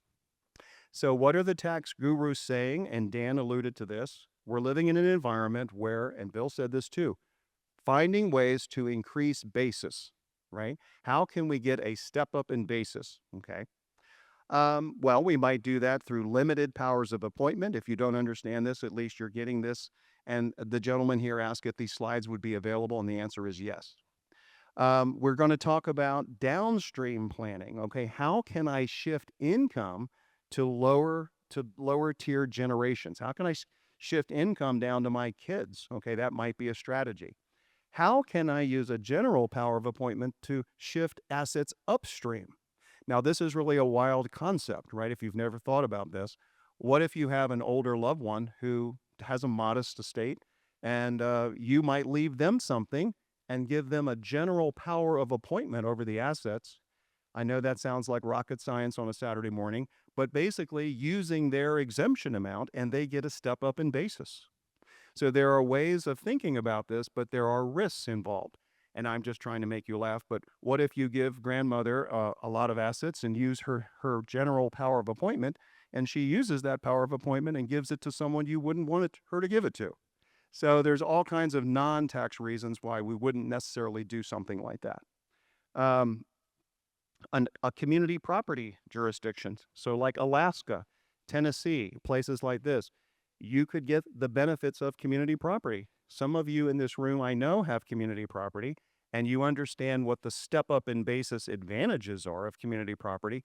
But some of you don't have community property, and you might have an asset that you want to achieve a big step up in basis. Well, you could use Alaska law and you could achieve a step up in basis. So it's kind of hard to believe that this is the world we're living in, but it is the world we're living in for planning. Now, a lot of us would, and along the lines of what Dan and Bill were talking about this morning, unwinding a trust. And Bill, I don't know if you caught this or not, but Bill was really mentioning about what happens if we have a revocable living trust, and at the death of the grantor leaves a non-marital trust. And some of you know what that is. It's a bypass trust or a family trust or a credit shelter trust. Well, that trust doesn't get a second step up in basis, okay? So what if we wanted to undo that kind of trust? Well, you can undo it, but look at how cautious you probably need to be there. Well, there might be Medicaid issues. You're undoing a trust, okay, but you might be creating a Medicaid issue. You might be. There are general creditor issues. What if the person has creditors and you unwind a trust that is giving that person asset protection? What if that person is possibly going to have a divorce or incapacity issues? Or what about the trustee of that bypass trust? What if that trustee has fiduciary duty, which they do, and now because the trust was terminated, that person could be sued by someone? So you can't unwind these trusts without being very cautious, okay? Now, how many of you have heard of a spousal lifetime access trust? A SLAT, okay? I'm seeing some people raise their hands. Why would somebody create a SLAT since 2012? Well, what they might do is they might gift some of their assets into this trust, and those assets are frozen. This is for married people now. And those assets are frozen from estate tax forever, and they are grantor trusts, meaning you can have the best of all worlds. You can remove assets from your taxable estate, and you can still pay the tax on your own 1040. So many of these trusts were implemented up until just recently and still being implemented because people want to use their exemption amounts before the exemption amounts were going to what? Go away. But the exemption amounts did not go away, did they? And they just keep going up. So some of these slats might need to be undone because do they get a second step up in basis? No, they don't get a step up in basis because what is a slat? It's a fancy way of saying I'm creating a non-marital trust during lifetime. So a slat is no different than a credit shelter trust or a bypass trust during someone's life. But how do we get out of these trusts? Well, if we do want to get out of them, we might just distribute the assets to the spouse. But there could be all of these other issues, divorce issues, creditor issues, or we can decant the trust. One of our wonderful clients said to me just a few minutes ago, Steve, thank you very much for talking to me for 15 minutes and not mentioning the word decanting. And so I said, thank you very much. But how many of you know what decanting is? All right, so decanting, Jim says he knows.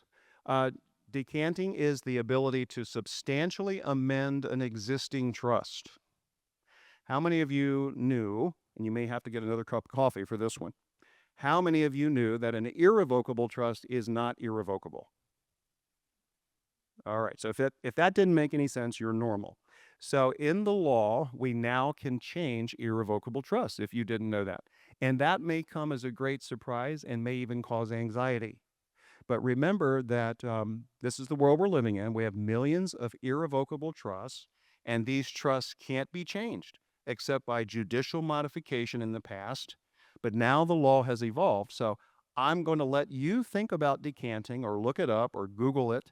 And when you do, you may be shocked that an irrevocable trust can be changed. But I'm very happy with the Maryland decanting law that we've had now for 2 years. And it has a big emphasis on, I will just say, common sense. Sarah von Stein Echeverria is our resident expert on decanting. So if you have questions about decanting, and Sarah is still in the office right now, she and I would be happy to talk about that. But just have the comfort and the idea in mind that your irrevocable trust that you leave for your spouse or your loved one, your disabled loved one, that can still be changed in positive ways. Now, are there states that have more outrageous decanting laws, like Nevada and places like that? And the answer is yes. But I'm very happy with the Maryland decanting law. You can substantially amend a trust or change it to a new trust within certain confines, and I think you'll be very happy with it when you learn about it. Now, again, we've got these existing credit shelter trusts. I got a little bit ahead of myself, but how would we change that? Well, how do we get the step up in basis back? Well, we might do a non-judicial settlement agreement. That's a mouthful. So that's, let's say, one step short of a decanting, where everybody agrees that the trust can be modified. So that's kind of an informal way, and it works sometimes and it doesn't. Give a spouse a general power of appointment. What is a general power of appointment? The spouse can give it to whoever they want, basically, including creditors. That's a general power of appointment. And if you have a general power of appointment over something, that means that it's taxable in your estate. And if it's taxable in your estate, you get a step up in basis at your death. Okay, so if you have a revocable trust, you have a general power of appointment over that trust. Okay, it's going to be taxable in your estate. So the more general powers of appointment we have, the more step up in basis we're going to get. And that's a very advantageous thing right now under OBA. But if we have a general power of appointment, can creditors get into the trust? Does anybody know the answer? So yes, when you give someone a general power of appointment, that person's creditors might be able to penetrate the trust. So we've got to be careful about general powers of appointment. So we have creditor protection issues. We need to use caution. And again, we could even use decanting to add a power of appointment. So that's a lot of stuff. And we've been talking about non-marital trusts. Non-marital trusts, like SLATs, give us a frozen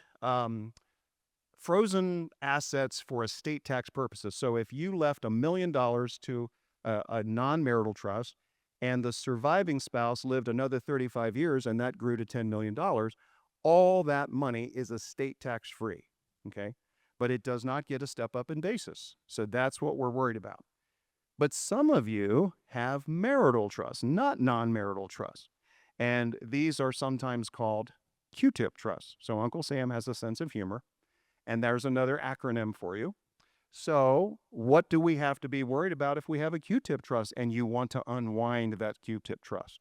Now remember, a Q-tip trust gets a second step up in basis. So as we're talking about OBA and basis, you can get a second step up with it. So we don't need to unwind it. But what if we did unwind it?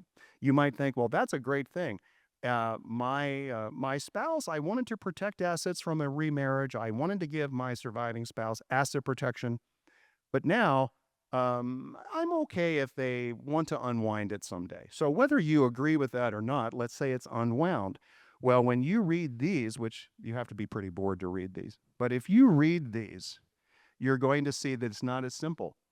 Your beneficiaries, believe it or not, under these cases and these PLRs could be deemed to have made a gift to the surviving spouse, and that could trigger a gift tax. So when we unwind trust, the thing to remember about is you don't want to do it without really thinking through it.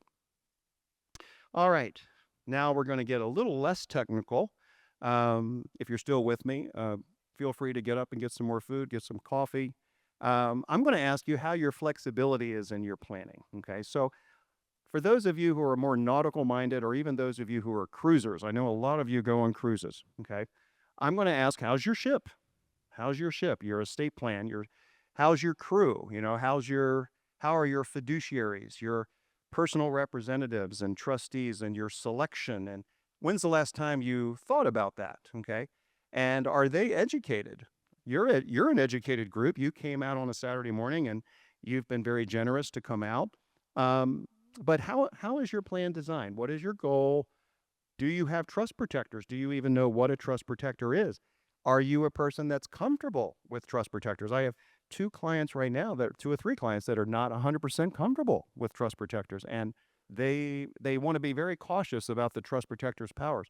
But the reason I'm very proud of these clients is that they're really thinking through their planning. Personal representatives, the person who's going to be your executor, other special fiduciaries. And then I'm going to ask you, you know, are you familiar with the pressures that your estate plan could come under? So for those of you who are nautical, I was just talking to John, and he's a sailor, and he knows I'm a sailor, and we were talking about boats. And how many of you are familiar with what part of the boat, from my understanding, comes under the greatest pressure when you're out on the ocean? What is the part? John? The captain. The captain. All right, I agree with you. All right, well, do you want to come up? No, that's a great point. So my understanding is the rudder and the rudder mechanism on the boat is what comes under the greatest pressure when you're out on the deep ocean and you're in some high seas or whatever. So I'm just going to ask you, you know, when you look at your estate plan, you know, how deep is it? You know, how strong is your, and how many of you knew that if your rudder goes out, that on a sailboat there's an emergency tiller, right? Even if you have one of those big wheels and you're on one of these big fancy sailboats, there's an emergency tiller that if worse comes to worse, you have to grab that thing and mount it, and you have to steer your ship by an emergency tiller. So this is a serious thing if you're out on the ocean.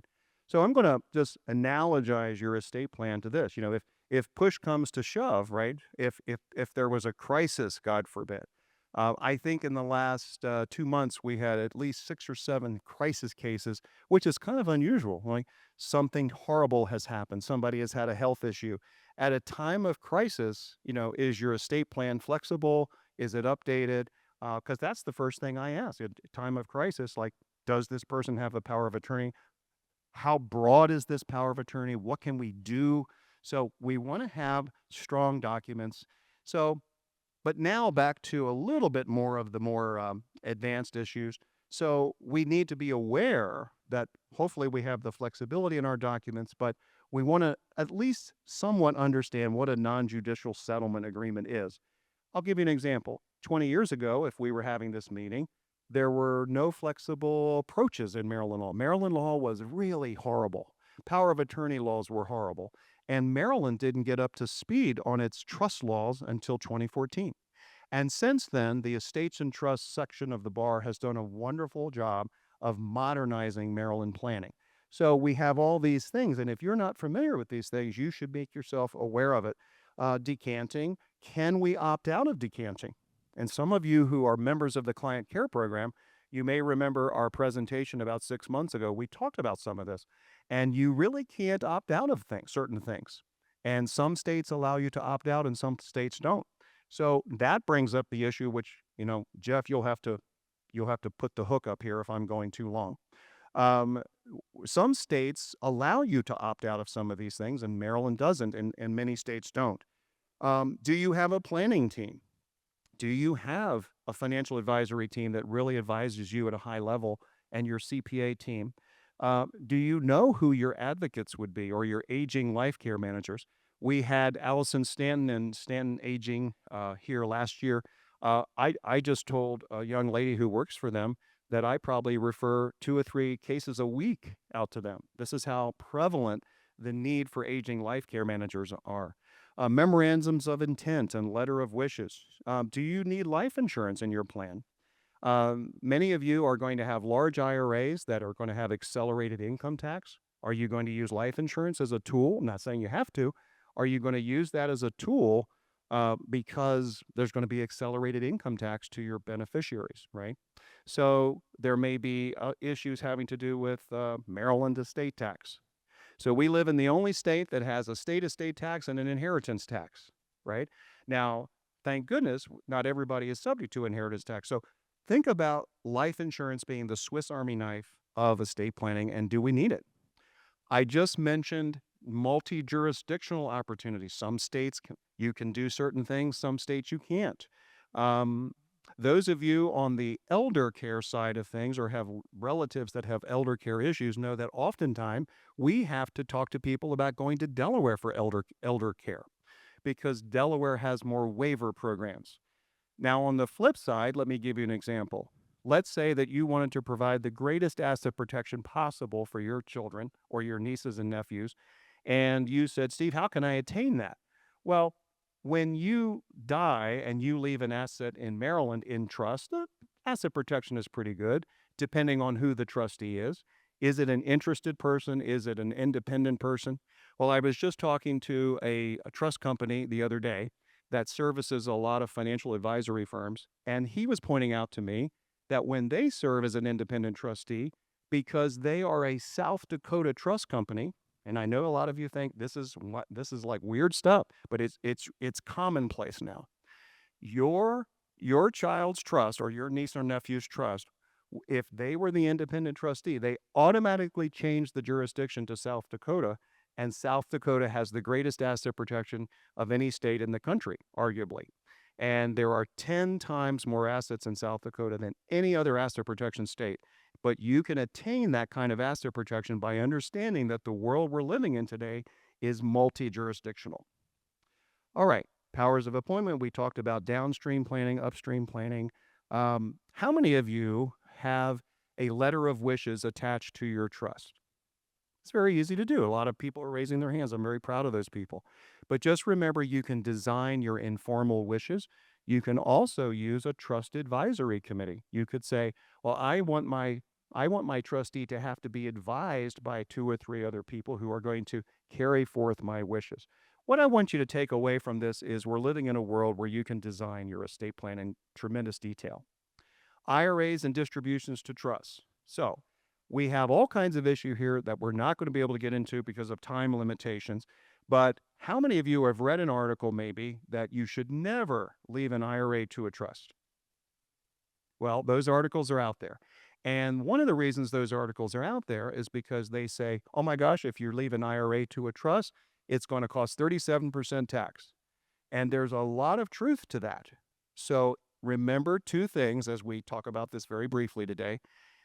The Supreme Court ruled probably 20 years ago that when you leave an inherited IRA to a loved one, they do not have asset protection. So just remember that. You have asset protection, but your loved one does not, according to the Supreme Court. So if you leave the IRA to a trust, they will have asset protection. But now, because of the Secure Act, we have to say, oh boy, most healthy beneficiaries now have to pay tax in 10 years. So how are we going to deal with the taxation of an IRA in a trust? So it doesn't mean you should give up on the asset protection. It just means we should talk about how to deal with it, okay? IRAs payable to marital trusts, okay? IRAs payable to trusts for children and grandchildren. We just talked about that. IRAs payable to a disabled person. Well, we know that's going to be the easiest solution because they are exempt from the Secure Act. But a lot of us don't understand the difference between trust accounting income and fiduciary accounting income. And how do we think about leaving IRAs for spouses in trusts? And many of you are going to leave IRAs outright to spouses, and that's going to be the simplest thing. It's going to be the most efficient thing. But there's all kinds of sub-issues if we are leaving IRAs to trusts, especially for spouses in trust. Remember, if we have a trust and we have income in a trust, we have 65 days into the new year to get the income out of the trust, okay? And this is another concept that you should just understand. Bill mentioned this. And Dan mentioned this. IRAs are income in respect to a decedent. So that just means they're going to be taxed and they're going to be taxed like savings bonds and so forth. So these things are called IRD. And there's one special thing I want you to see right here. Even though 99% of people in this country are not subject to an estate tax, just like Bill said. I don't know why they just don't eliminate the estate tax altogether, but 99% of people right now are not going to pay an estate tax. But look at this 691C deduction, okay? Let's read this. If a federal estate tax is assessed on someone's estate, and remember, that doesn't happen too often these days, the decedent's estate is entitled to an income tax deduction for the estate tax that was attributable to the IRA. Now, that's a very big deal if you or someone you know is going to pay an estate tax. All right, so just remember that 691 deduction. There are wonderful charts out there. One of the tax gurus in estate planning that we follow is Robert Keebler. Robert Keebler is a CPA out of Wisconsin, of all places. He has some wonderful charts if you want to look at charts and understand what happens with regard to minimum distributions after someone dies. And remember, eligible designated beneficiaries, people who are not subject to the 10-year rule, are who? People who are less than 21 years old, meaning minors for purposes of the Secure Act, spouses, people who are less than 10 years younger than the plan participant, okay, chronically ill people, disabled people, and their special needs trust. So all these people are eligible designated beneficiaries, and they're not subject to the 10-year rule. Now, I'm not going to spend a lot of time on this because this has to do with IRAs into trusts. So we're going to, in the interest of time, just keep moving.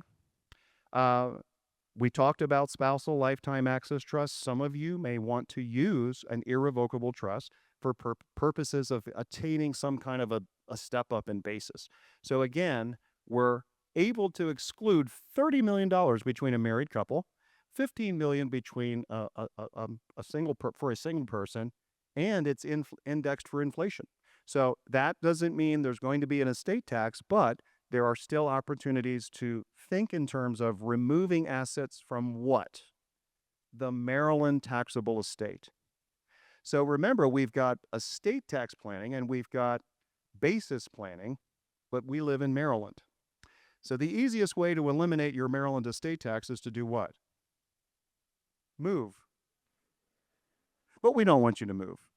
We don't want you to move, but you could.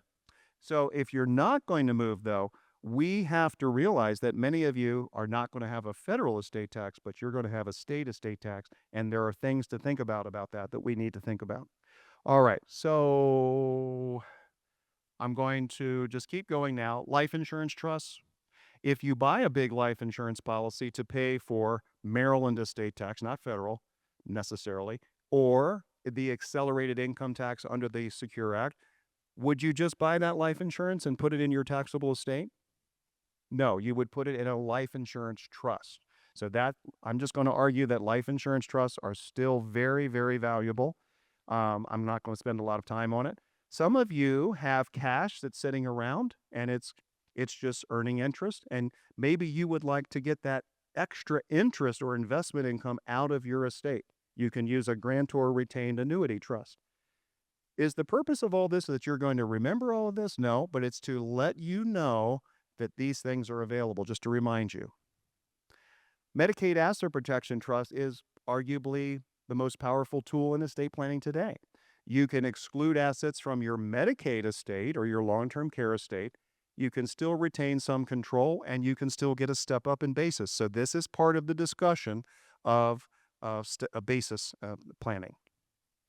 A Veterans Asset Protection Trust might allow you to do the same thing, but accelerate your benefits eligibility for the VA pension that you might be eligible for. Now, as I start to wrap up, and I know the ladies are here, Jeff's going to give me the rope here, or the pull thing here in just a second. Let's end by starting to talk about some things that we talked about at the client care program a few months ago.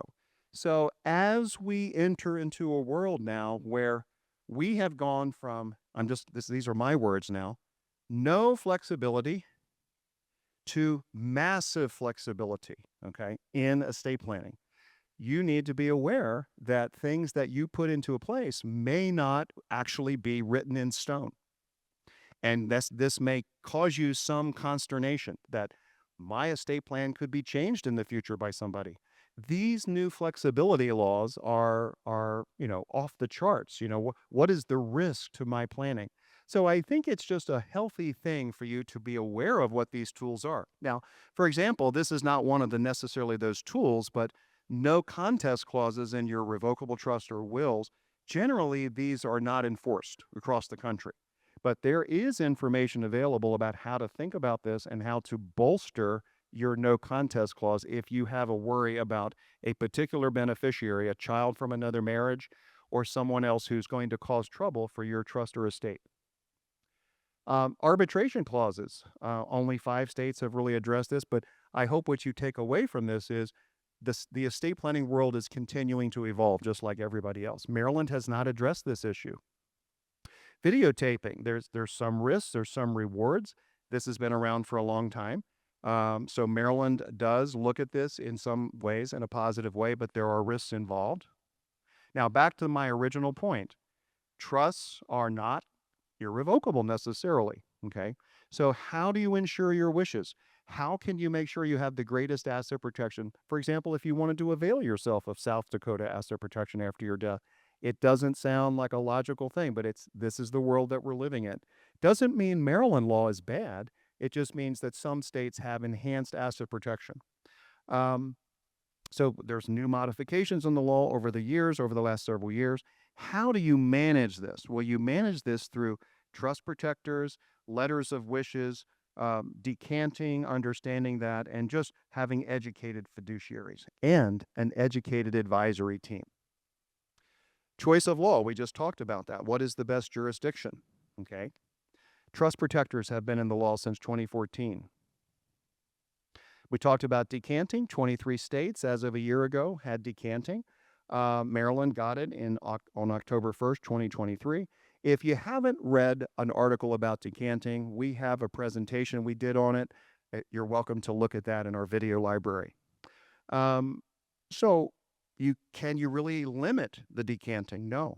There's no carve out for it in Maryland law. So you need to be aware of the changes that could be made. Could you limit it or attempt to limit it? Yes, you could attempt to limit decanting, but in reality, you're not going to be able to do it 100%. Non-judicial settlement agreements cannot be limited. I'm going to move on just in the interest of time because they're going to give prizes here in just a moment. Directed trusts. This is a real opportunity for those of you, depending on who your broker-dealer is or your financial advisor.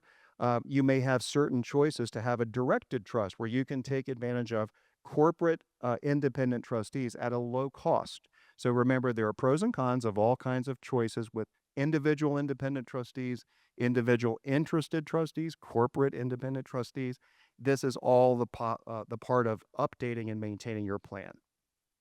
So as I wrap up, I always say, what is your goal? I know, Bill, the Huffnells and Maduro Wealth believe in that same thing. What is your goal? Does my goal in planning require future flexibility? Well, I would argue 95% of you are going to want that flexibility. But there's so much flexibility, I want you to understand what's out there and what if we just closed our eyes over the last 10 years, we would not even know that a lot of this has happened. So you need to educate yourself.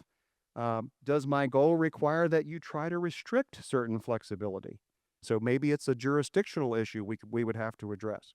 And remember that it may not be possible to restrict. Now, before I start to really close, remember, one of the big issues in this presentation is the idea that under OBA, okay, it's a very positive environment for planning, right? Not so much on the public benefit side, but on the positive side of planning, it's very, very good.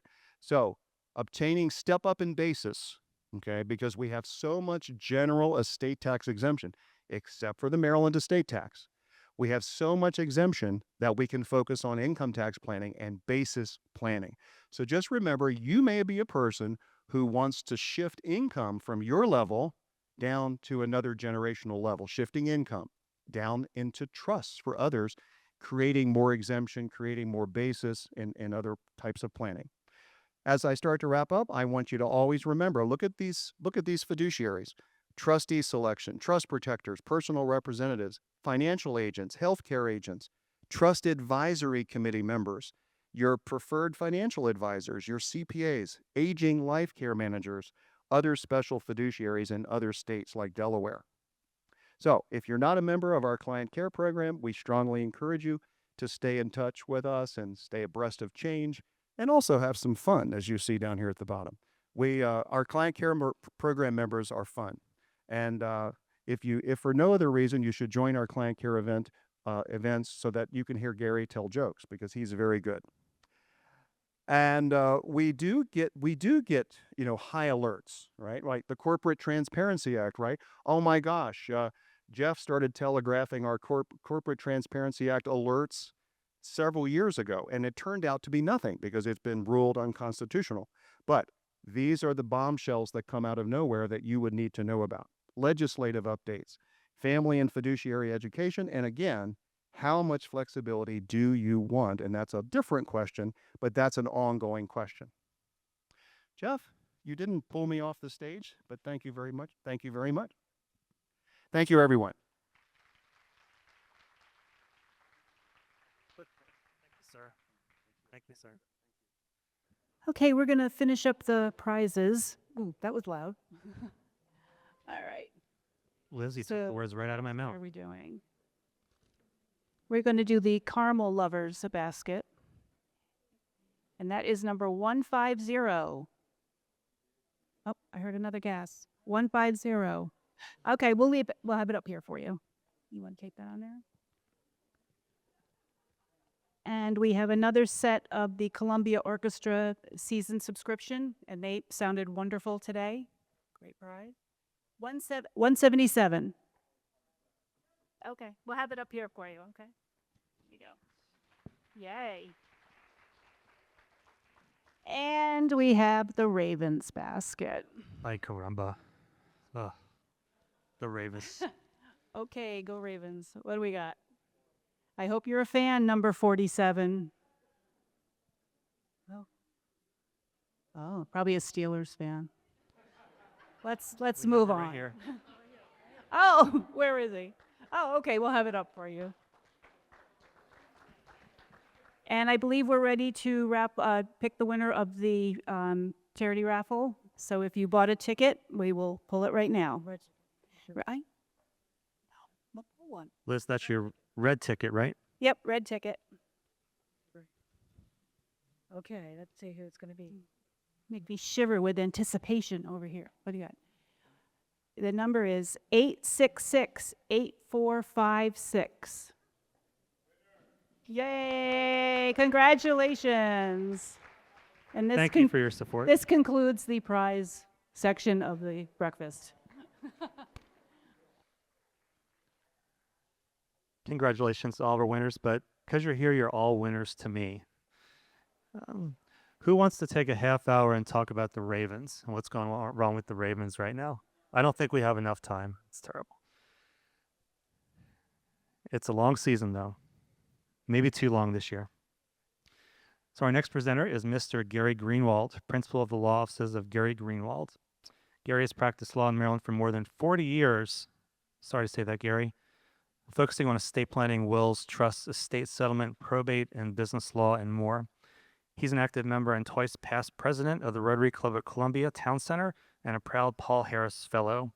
Gary has been recognized on the Maryland Super Lawyers list for the past 6 years in estate planning, and along with Eldon Associates, his firm is only one of a handful of firms with a client care program accredited by the Client Care Academy in Boston. So please welcome Mr. Gary Greenwald.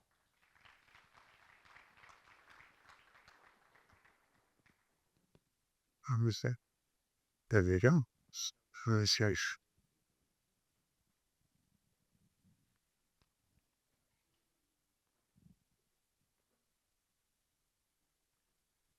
Good morning.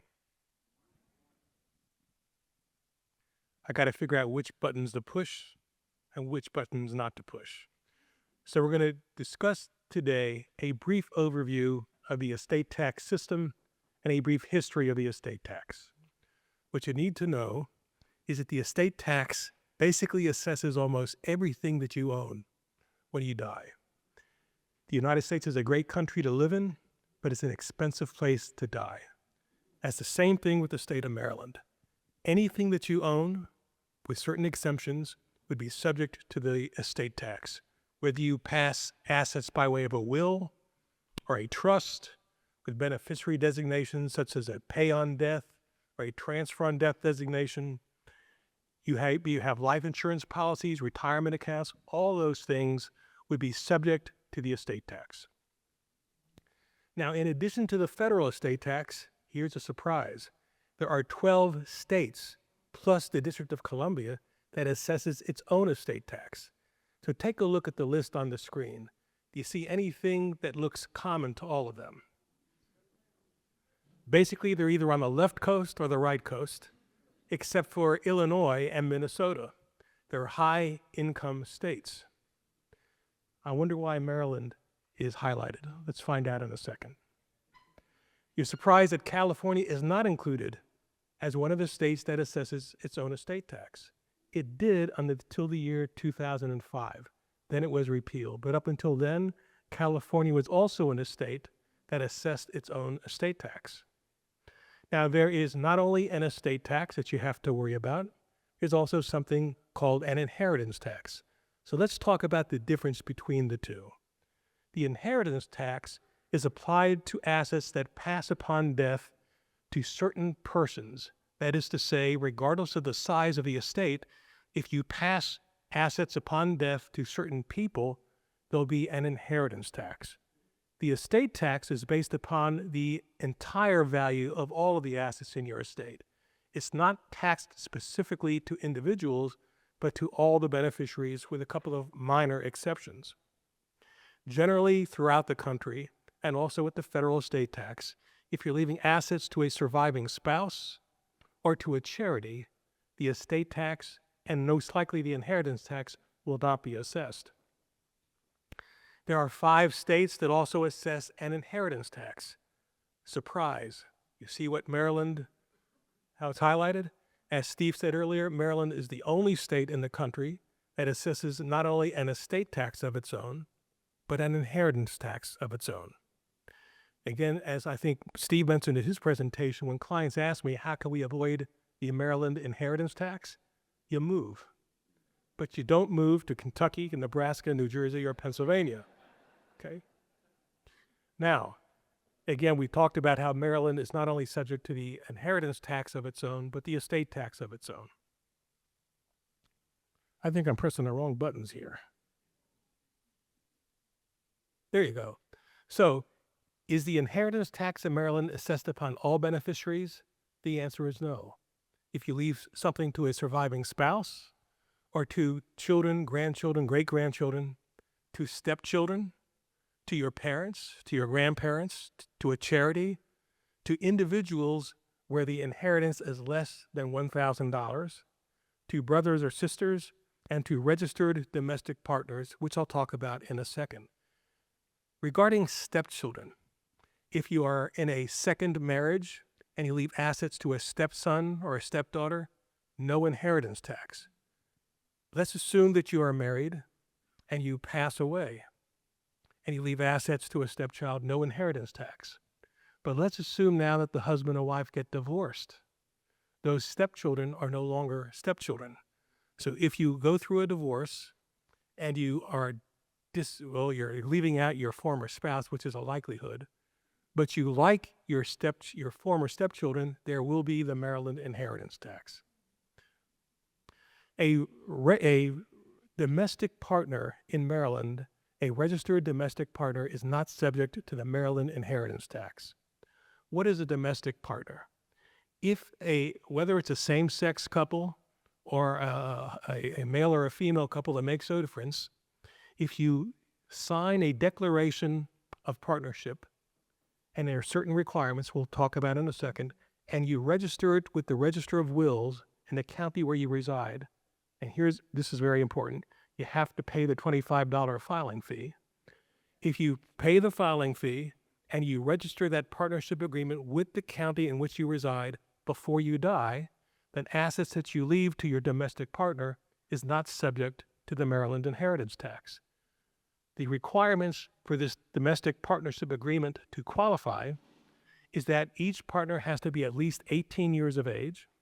They have to state under oath that they're in a committed, mutually interdependent relationship. They're not married to anybody else. And there is nothing in the law that would have prevented them from marrying if they chose to do so. Let's go back to the federal estate tax. I think all the speakers earlier this morning stated there's not a lot of people that are subject to the federal estate tax. So here on the schedule, you can see that in 2023, there were only 7,100 federal estate tax returns filed, and of them, only 4,000 of those returns resulted in an assessed estate tax. Obviously, we can't tell what the situation would be in 2024 because those returns due this year may not all be computed. The source of this was the Tax Policy Center. So the estate tax is really rarely assessed, at least unless you live in Maryland. Now, what are the current estate tax exemptions? Well, the federal estate tax exemption this year, if you were fortunate enough to die this year, is $13,990,000 per person, $27,980 per couple. As of when the new law was passed earlier this year, those exemptions were raised to $15 million a person and $30 million per couple. And this will be indexed for inflation. The Maryland exemption this year is $5 million per person and $10 million per couple. But here's what you need to know. The scuttlebutt within the Maryland legislature was that they were considering lowering the Maryland estate tax exemption. I heard rumors that they were considering lowering it to as little as $2 million or $1 million per person, $4 million or $2 million per couple. So when Steve mentioned just a few moments ago that life insurance trusts may come back into vogue, that might be a reason why. More than any other state, because of all the taxes we have when people pass away, it's an expensive place to live in, and it's an expensive place to die. Now, not everything that you own, let me rephrase that. When you take a look at your gross estate when you pass away, and what I mean by that is all the assets that might be subject to the estate tax, there are certain deductions that you can take. For example, on the federal return, if the estate had to pay a state estate tax, there's a deduction for that amount. If on the federal return you report a state inheritance tax, there would be a deduction for that. Funeral expenses, burial expenses, other miscellaneous expenses related to the settlement of your estate, such as attorney's fees, thank goodness, accounting fees, costs of getting appraisals of the property, all those types of things are deductions from the federal estate tax return. Now, if you leave assets to a surviving spouse, the likelihood is there'll be no estate tax. Not only if you leave assets directly to a spouse, but in a trust for the benefit of the spouse. We've talked earlier about these Q-tip trusts.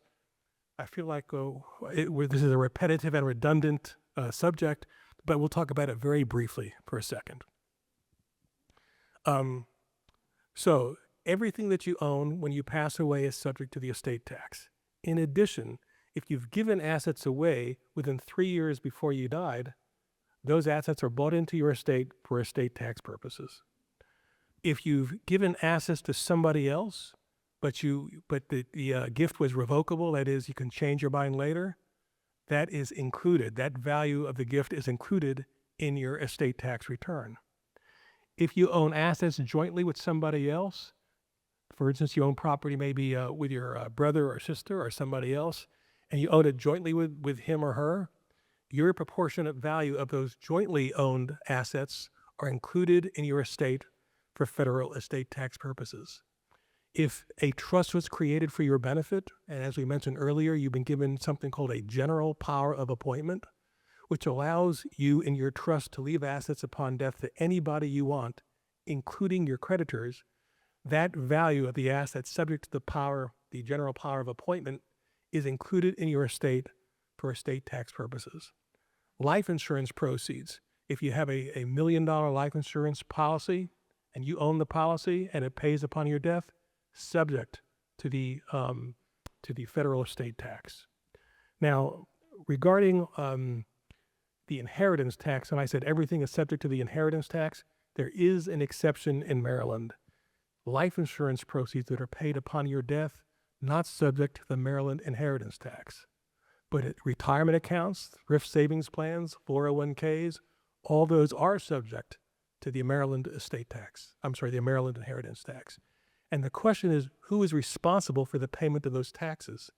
That is the inheritance tax. And that all comes down to how your trust or how your wills are prepared. Because in those documents, you can either state that if there's an inheritance tax that is due, those who would be inheriting might be personally responsible for the taxes, or those taxes might be paid out of your residual estate. So when it comes to leaving assets, especially with the inheritance tax, you want to make sure that when the documents are being drafted, you consider, do you want the inheritance taxes to come off the top? Or do you want each person who would be otherwise subject to the inheritance tax to be responsible for those taxes? The unlimited marital deduction, again, allows you to leave assets to your surviving spouse, not subject to the estate tax. Here's a kicker, though. If your surviving spouse is not a U.S. citizen, the marital deduction does not apply, because Congress is concerned that if you leave assets to a surviving spouse who's not a citizen, he or she may leave the country. So there are limits. There is an exemption if you leave assets to a non-citizen, but the unlimited marital deduction will not apply. Now, you can leave assets in a trust for the benefit of a surviving spouse, and if certain conditions are met, the assets in that trust for the surviving spouse would not be subject to the estate tax. And here are what those requirements are. The trust must be established solely and exclusively for the use of the surviving spouse. That's the first requirement. The second requirement is that all of the income in that trust must be distributed to the surviving spouse. You can limit how the principal or the initial amount that passes into the marital trust is distributed, but the surviving spouse must be entitled as a matter of right to 100% of the income that is generated by the assets in the trust. And here's something that sounds a little technical, but the surviving spouse must also have the absolute right to demand of the trustee, whoever he or she or it may be, to convert any assets that are in the trust that are not producing income to income-producing property. So those are the basic technical requirements of a trust for the benefit of a surviving spouse. It's called a Q-tip trust.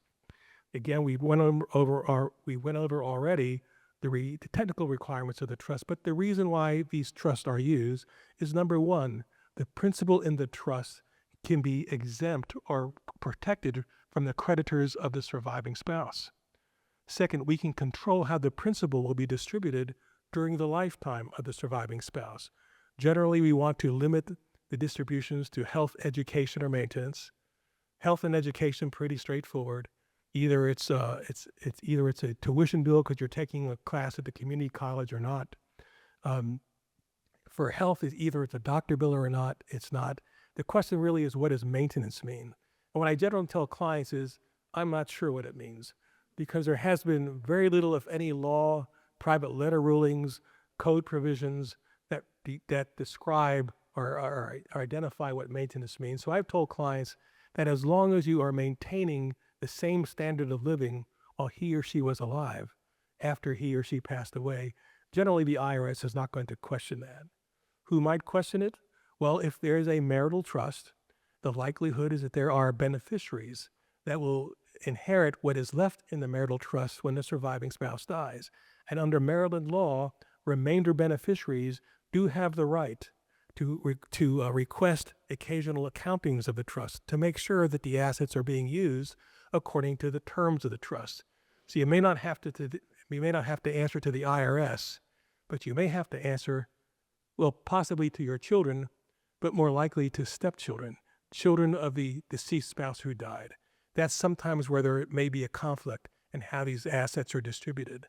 And for that reason, if you think there might be a conflict, we may want to consider appointing a neutral third party as the trustee of the marital trust.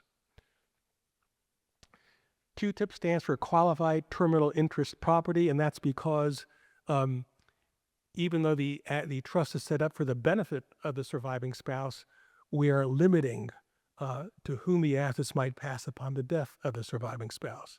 One thing that occasionally clients will ask me to put into a marital trust is a freeze on distributions of principal if the surviving spouse remarries. So there's something for you, but I hate to say that attorneys by doing this are encouraging people in the future living in sin, but that's what the law is. Now, if you leave assets to a surviving spouse, that distribution qualifies for the unlimited marital deduction. And generally, automatically, if you leave assets either to a surviving spouse or into one of these QTIP trusts, that generally qualifies again for the marital deduction. But what happens if the marital deduction applies is that the estate tax exemption of the first spouse who died doesn't get used. Example, I leave all of my assets to my wife. Marital deduction applies.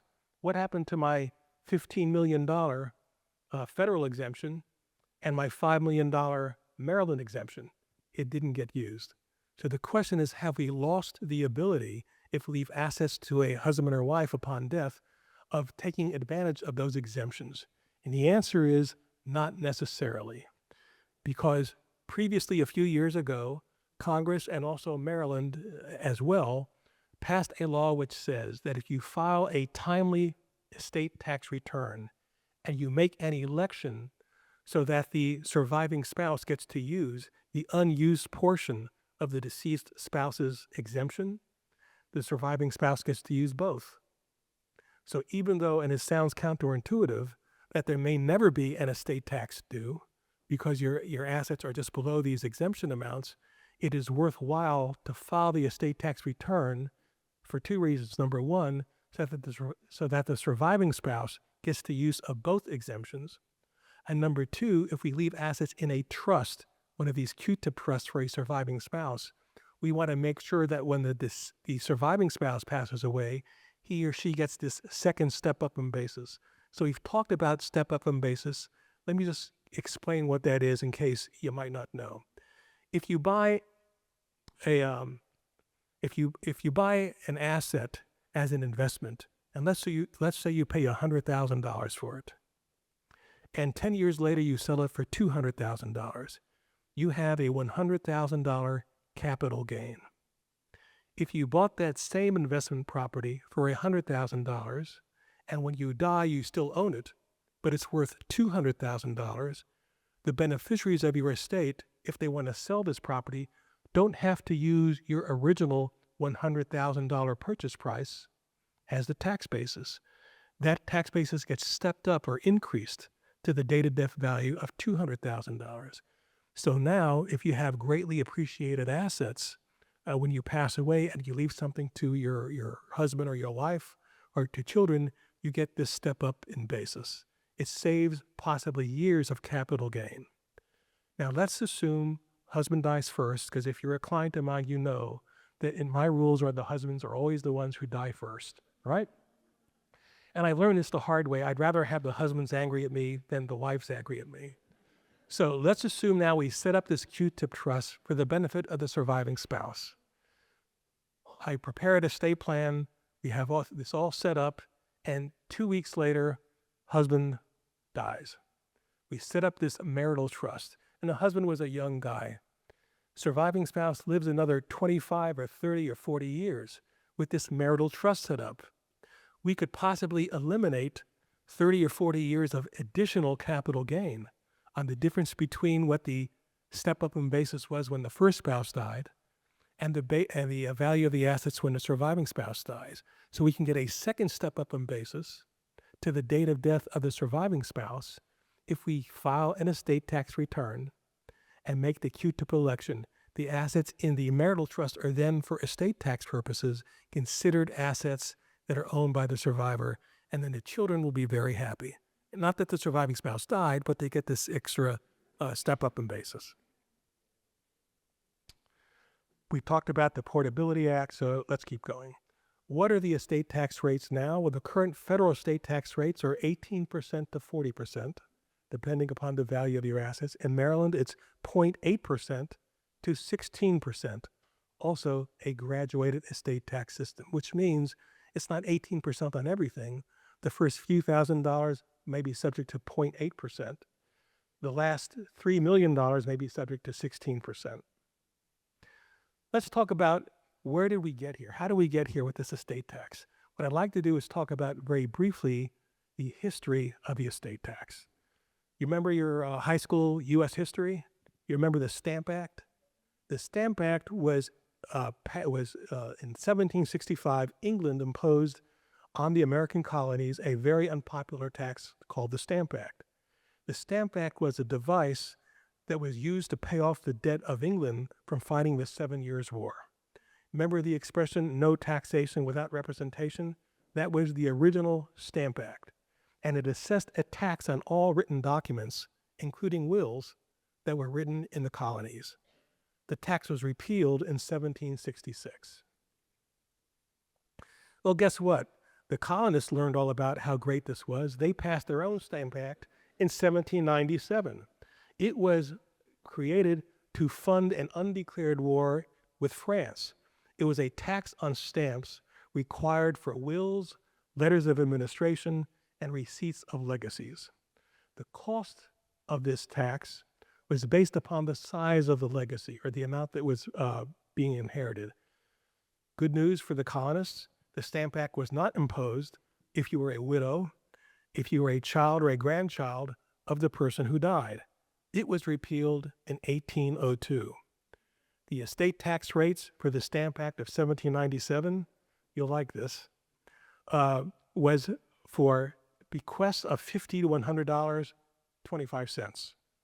From $100 to $500, 50 cents. Each additional $500 inheritance was subject to $1. The estate tax exemption was $50. Next, we passed the Revenue Act of 1862 to help fund the Civil War.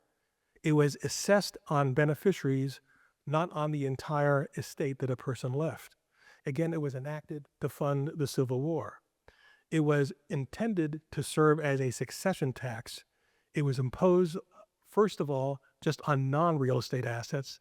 And then in 1864, Congress liked it so much, and they needed the money, they added also an inheritance of real estate.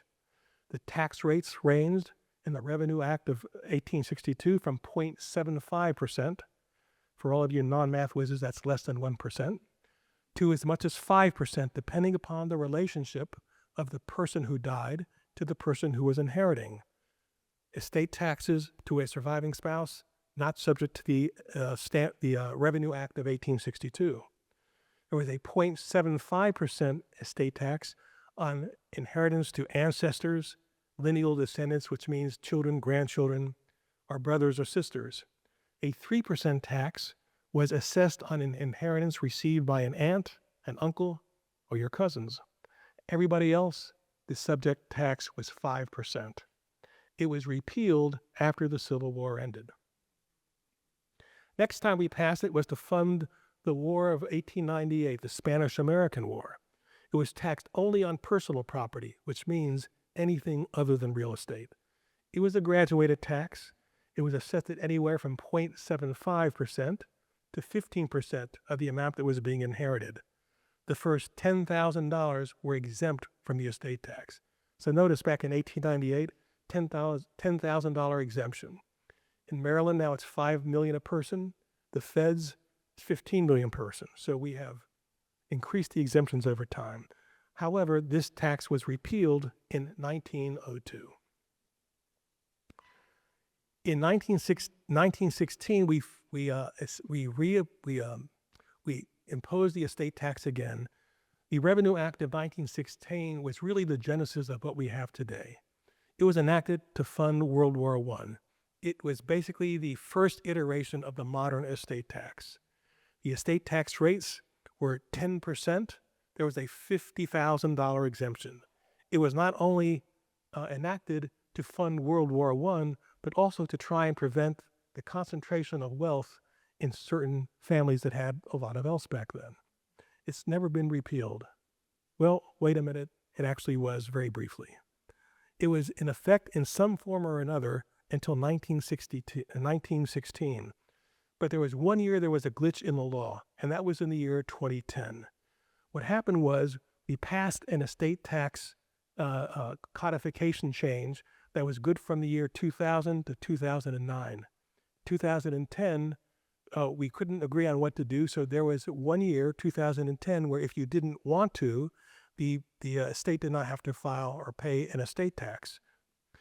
People who died in 2010 whose estates did not pay an estate tax, George Steinbrenner, the owner of the Yankees.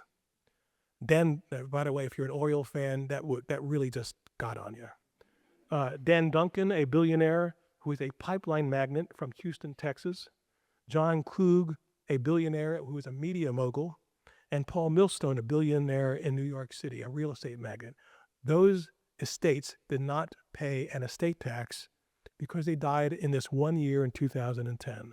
Now, if you died in 2010, what you really didn't have a choice. It was your personal representative who had the choice as to what to do. The personal representative could choose either to exempt the estate from the imposition of the estate tax, but forfeit the benefit of step-up in basis. Or they could choose to be subject to the estate tax that was going to go into effect in 2011, but retain the step-up in basis. Now here's the thing. If you owned a lot of highly appreciated assets, even though you would lose the step-up in basis, because those estates were so large, the accountants, the CPAs, the attorneys realized that it was more advantageous to not pay the estate tax, but swallow the capital gains exposure. So that's a brief history with as much minimal amount of legalese as possible that I could come up with. Thank you for coming. Thanks, sir. See you in a few.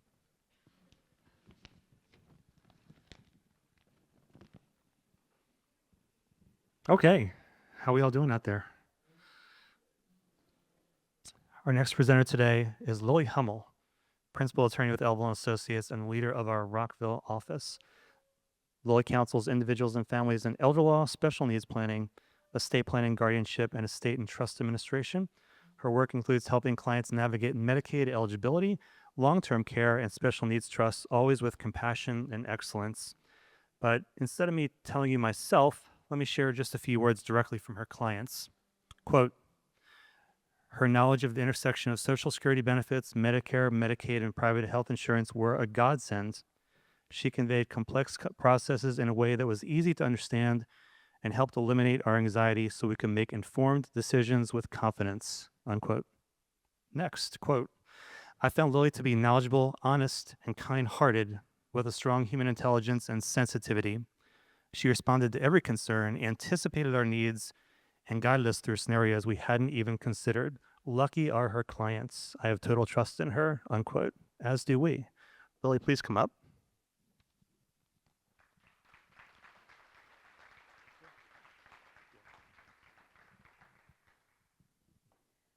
Hi, good morning. Well, thank you, Jeff. That was a creative and lovely way to start. So I just want to start by saying this is a disclaimer, obviously not legal advice. And I am going to be going through sort of following up on Gary's historical review. And of course, I can't catch everything. So this is just intended to serve as a general overview. So I have to be honest, when I was asked to speak, I was really flattered, but I struggled more than usual to come up with what I wanted to talk about because it was hard for me to initially get my head around what do the people coming this morning want to hear about? What's going to interest the most number of attendees? The only thing I know about the attendees is that they like to learn, because if you're showing up at 8:30 in the morning on a beautiful fall day to watch some PowerPoint presentations about estate planning, you have a love of learning that I share with you. Just to help me get a sense of some of the interest in the room, Can you please raise your hand if your estate planning has any focus on special needs planning? Okay, so I'm getting at least a third of the room. All right. And can you please raise your hand if you have done your estate planning or reviewed it with an attorney in the last 5 years? Okay, so that's got to be like 90% of the room. Okay. And for those of you attending, how many times is this? Please raise your hand if this is your first time attending this event. That's a lot. Okay, great. Well, welcome. So for a bit of background to orient you about how I'm going about my presentation, I spent my first 10 years in DC as a policy person. I also have a master's in public affairs. And what I envisioned doing for my career was working as a policy wonk at the state or the federal level, and I focused on Medicare and Medicaid policy. So my orientation was always around policy analysis and implementation. But after about 10 years, I decided to do a career change into the special needs planning and elder law world, and I really see my practice as the intersection of estate planning and public benefits. The reason is because I really wanted to better understand how these policies are affecting people on the ground and how to better help them plan for it. So my presentation is going to actually zoom out, and we didn't arrange it this way, but I observed that each presenter, we started with our most technical presentation, and we've successfully zoomed out. And so mine is certainly going to be the 30,000-foot view, which if I were in your shoes, I think is the best way to arrange it, because by now I think some people's brains might be a little zapped with the review of IRC section, this and that. So I'm going to help provide some context around what the prior presenters were doing and help us understand where to go. To do that, I'm going to pick up with what Gary was doing and do some historical perspective. And then based on that historical perspective, if we can look at the past as a helpful indicator of what's to come, try to give some guidance from where I sit, from the trends I see from my clients and as a policy analyst about where we're going, and then how to adapt our estate planning. So I want to start on getting some perspective. And because I know there's some people in here who are probably very interested in the tax consequences when they're looking at their estate planning and their financial planning. There are others where tax is, of course, relevant, but frankly, they've come to this firm and to Steve and me and my colleagues because of the background on special needs. I'm really focusing on the most consequential tax law and the most consequential federal laws that have shaped our public benefits program. So I wanted to put this timeline together. I'd actually never done it before to see what does it look like? What are the trends telling us? So generally, roughly speaking, I put on the bottom row the most consequential federal tax laws that have shaped, are both as a result of how we have gathered our wealth and invested our funds, but also shape our estate planning. So in 1916, like Gary said, is the formation of the permanent estate tax that we have today. And that was probably both as a result of a need to raise revenue for World War I, but also as a result of significant concentrations of wealth coming out of the Industrial Revolution. For the first time, we had, beyond what this country had had before, a concentration of wealth that required, as a means of generating revenue, looking at the estate tax. If we continue along this bottom line, just looking at some of the tax trends that impact how we think about estate planning, we get to the implementation about 20 years later of the gift tax, then another less than 20 years later of the unlimited marital deduction. Fast forward 30 years, I think Congress caught on to people and realized that there were some loopholes in their planning by having an estate tax and a separate gift tax. You could just avoid estate tax by gifting everything away. So to avoid people to close those loopholes in 1976, we saw the unification of the estate tax and the gift tax exemption amounts. So that remains the tax structure we have today. In addition, we saw the generation skipping trust, the GST Tax Act come into play, again, to address some of the loopholes that were existing in our tax code as it relates to the transfer of wealth. And I'll fast forward a little just to say that in 2010, we, at the federal level, adopted portability as we know it today. And so that allowed a married couple, and I'm going to put this in sort of regular speak, not legal tax speak, but to combine a married couple's exemption amounts so that rather than, like, for example, in Maryland, each person has a $5 million exemption. If you combine it for a married couple, now you have a $10 million exemption. In short, if done properly, that's what portability allows for. So at the very highest possible level, leaving out lots of other important details, those are some of the major tax legislation in the 20th century that has informed our estate planning. And on the next slide, I'm going to talk about what's happened in the last 10 years. What really caught my eye from the public benefits side, for those of you interested in special needs, and I am going to wrap this around to really make the argument that you may think that public benefits changes are not so relevant to you and your goals, but I am going to talk about why they are further in the presentation. You see the establishment of the Social Security Act in 1935, but other than that, you really see some bunching in when we built the system that we have today. In the 60s through, I would say the mid 60s through the early 70s is when we saw the Medicare and Medicaid programs established. We saw a number of other programs that don't get as much lip service, but that are really vital to the way that a lot of our public benefits and supports work today. And then what we started to see in the 90s is, again, another cluster of activity. There's a number of things I could point to, but among them, in 1993, we saw OBRA, which was legislation that really codified, it really created the foundational statutory framework for special needs trusts to allow for the preservation of assets for people with disabilities, but to continue receiving public benefits. So it was a really important tool. It had existed, but this formalized it and really created more of the structure we know today.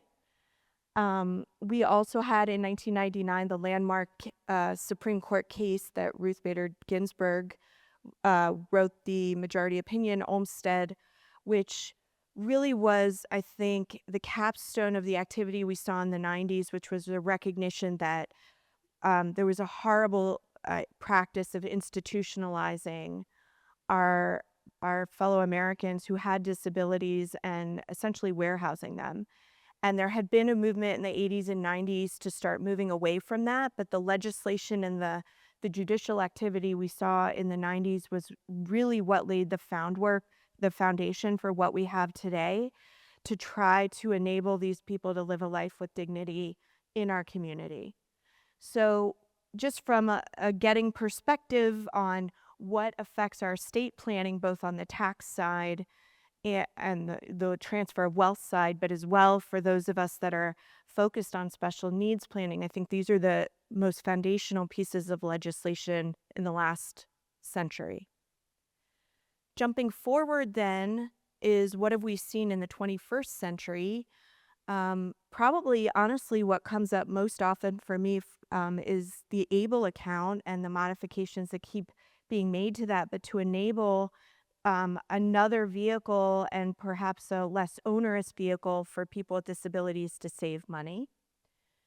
I will say that the public health emergency of the early 20s of this century really kind of mucked us all up. So it's hard to even comment from a legislative perspective. It was a very unique point in time, and we're getting back to figuring out now what is our new normal. And I'm going to talk in just a minute about what I perceive to be that new normal.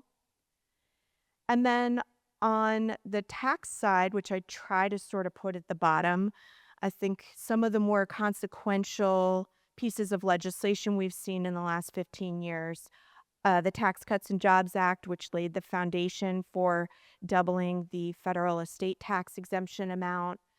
The Secure Act, which impacted how the withdrawal process, the required minimum distributions for your pre-tax retirement accounts, especially if they're inherited accounts. I think that has really significantly started to affect how we think about our investments, because these accounts do have a lot more strings attached to them with what we can do for planning purposes. So the advice that everybody got through the 90s and early aughts to max out your 401k and all of that made a lot of sense. And now I see people who they took that good advice. They have a $4 million IRA, and they realize that their RMDs are insane and that their children who are doing very well are going to inherit IRAs that they have to withdraw from in 10 years. And a lot of that good savings they did is not fully recognized because of the income tax bracket structure. So it'll be really interesting to see for CFAs and estate planning attorneys how the Secure Act, and are now seeing, I think, the first generation of people with 7-figure pre-tax retirement accounts, how that might shift our retirement strategies going forward. And then we have the One Big Beautiful Bill Act, which continues to make modifications to the tax structure, which kind of gets me to what are some of the themes. So in the Let's Get Perspective, what have we seen historically to help us predict where these policies are going and how we can change our estate plan? What are some of the themes I'm seeing both in the legislation, but then in my office and in the seminars that I'm attending? What I'm seeing is ongoing tinkering with the tax code. I think for folks in this room, you're well positioned. It's something we have to keep up with. There are material changes to the tax code that are affecting all different sorts of planning, from capital gains and what's the basis to the income tax brackets. What are options to minimize the income tax on inherited IRAs? These are all questions now that are really coming to the fore.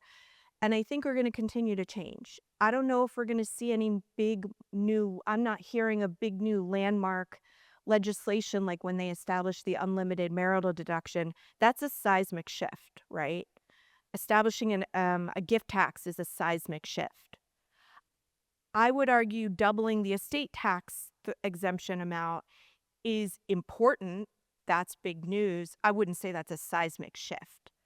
I don't know that we're in an era of policy tax making now because of the gridlock, that we're going to see seismic shifts in the laws themselves. But I do think we're going to continue to see a lot of important modifications of the laws that are going to require regular education. On the public benefits side, my observation is we are in an era of retrenchment, and I would say that the benefits are being pulled back in two very important ways. One way that we're seeing retrenchment is who can access the benefits, just baseline benefits eligibility. How do you get access to the benefit, right? The second way, though, is for those who are eligible, what do they actually get in that benefits package? Those are two different ways that a policy can change.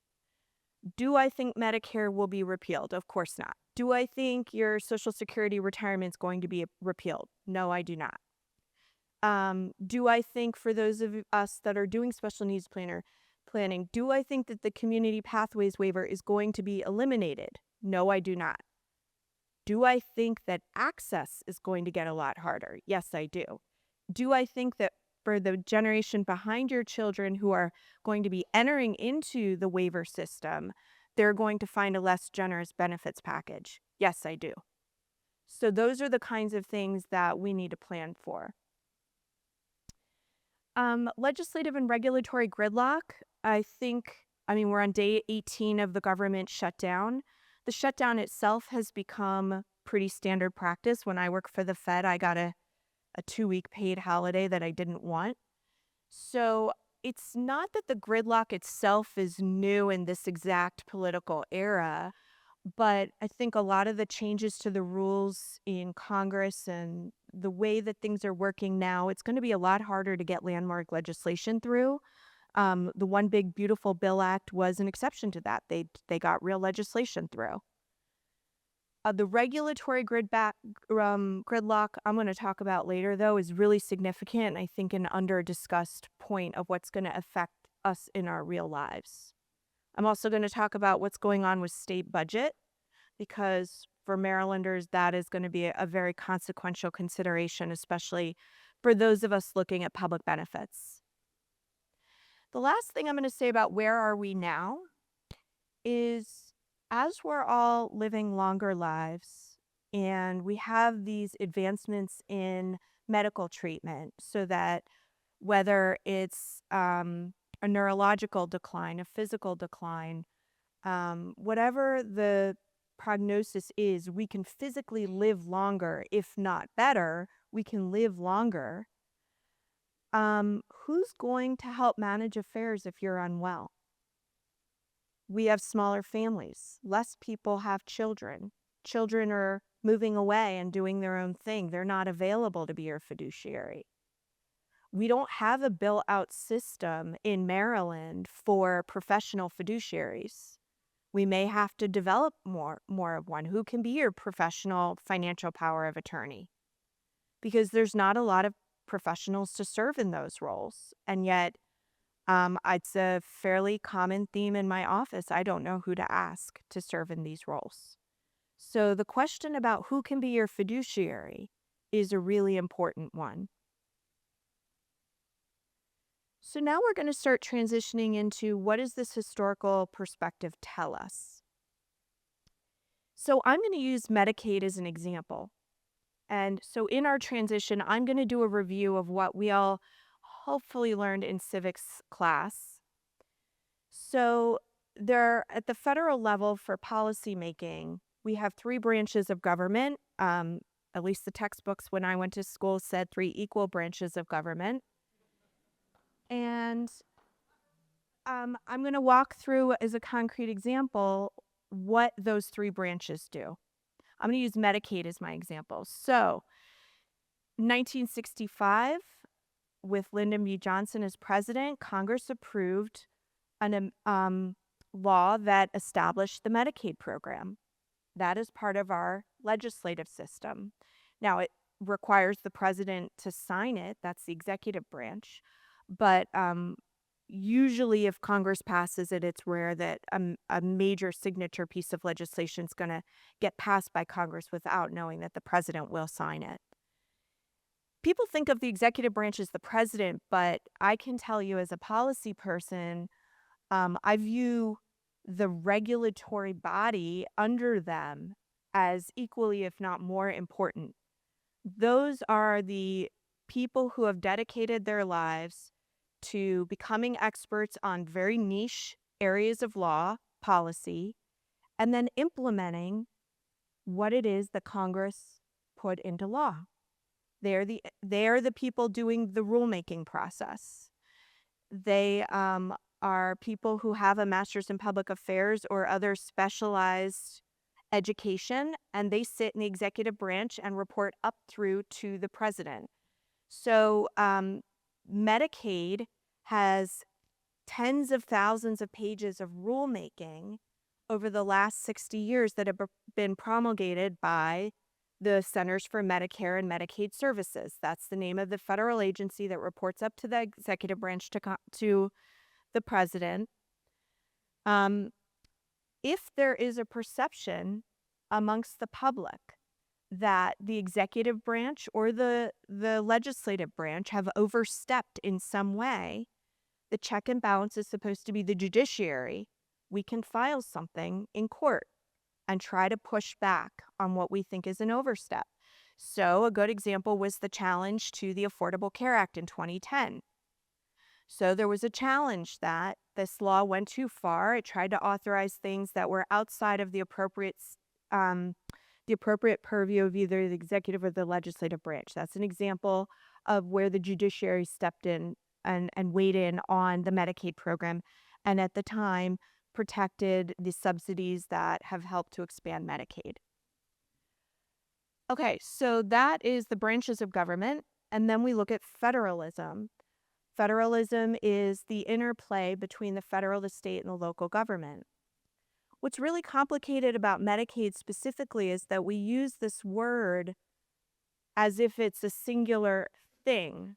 But Medicaid is actually a series of programs, dozens of programs that are all rolled up under the umbrella term Medicaid. It doesn't mean just one program.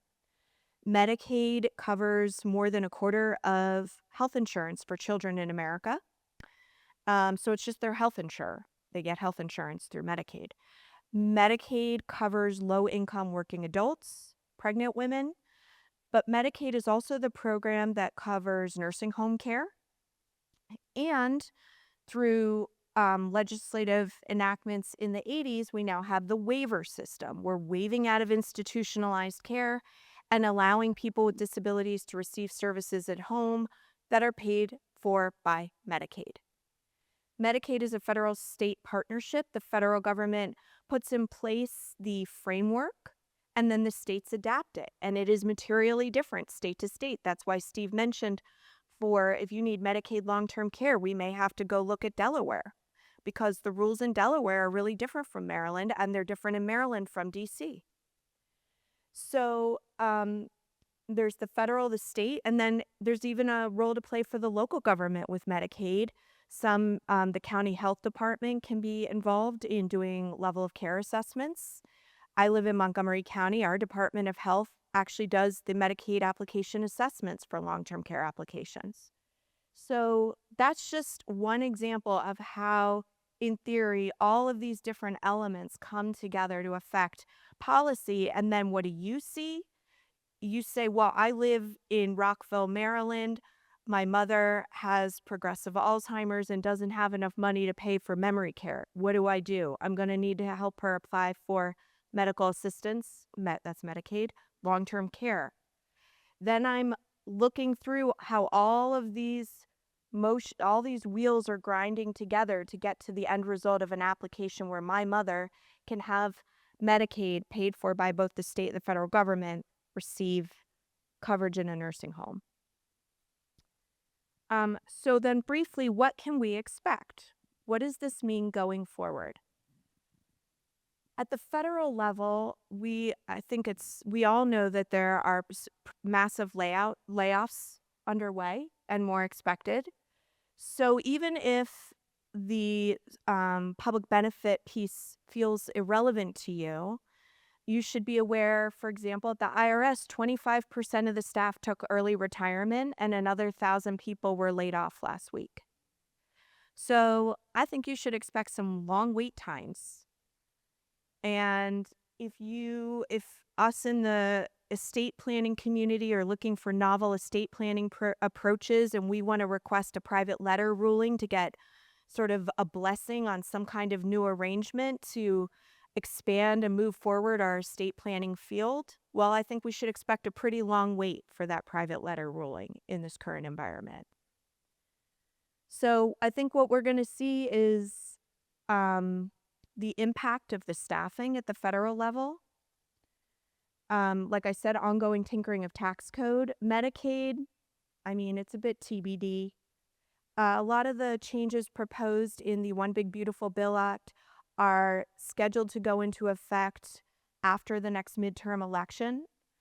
But what I will say is that the rollback of other benefit programs like food stamps, for example, which isn't actually called food stamps, but that's how people know it.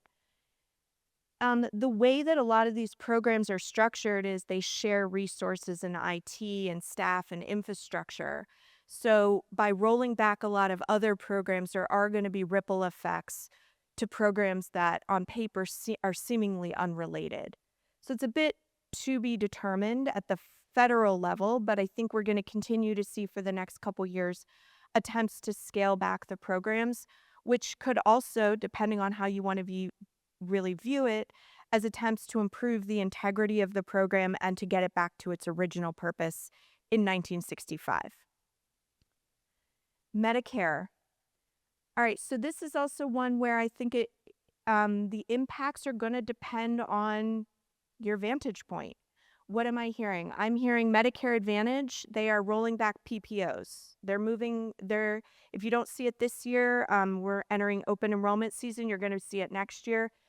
You may get grandfathered in, but going forward, there's private plans are not going to be offering PPOs. They're going to move to an HMO locked-in network system. And on the original Medicare side, we're seeing substantial rate increases for supplemental Medicare programs. You could argue that is a market correction, and you could argue that that is the result of the incredible instability in the health insurance market as a result of what we're seeing on the Medicaid side. So potatoes, however you see it, that's what's happening out there in the real world. And for retiree benefits, Social Security, I think for those of us that have not yet started receiving Social Security retirement, we can expect them to continue making small changes that might push back when we can receive benefits or full retirement age.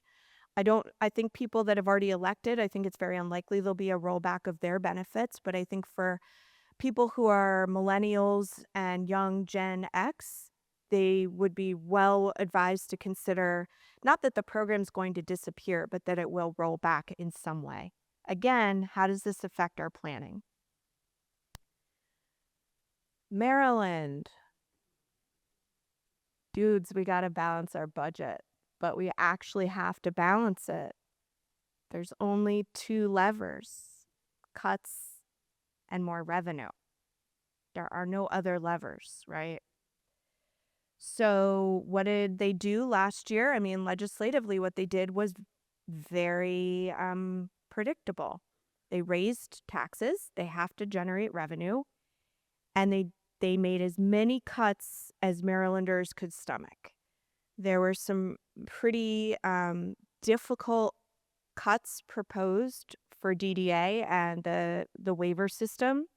We were fortunate to fend a number of them off, but I think from a revenue standpoint, we can expect those proposed cuts to continue. It won't be until January until we know whether Maryland continues to face the level of shortfall that we did last winter. But if you just look at it from the standpoint of thousands of Marylanders losing their job and claiming unemployment benefits, as one example, and no longer paying income taxes, just from that example alone, I think the writing is on the wall about where our budget is likely to land this winter, but we'll see. The state is going to have no choice but to try to hold the line on their expenses. Maryland Fast Facts. If you are a policy person, I really recommend Kaiser Family Foundation. They have really, really interesting data if you're interested in data. The facts, one thing that often comes up for people in the Medicaid world is this differential right here. 9% of enrollees in Maryland Medicaid have a disability. They're receiving benefits as part of the disability community. But that accounts for almost a third of the spend. There's similar statistics on the long-term care side about the number of seniors enrolled versus the spend on long-term care. And this graph is greatly exaggerated, even more so on the federal level.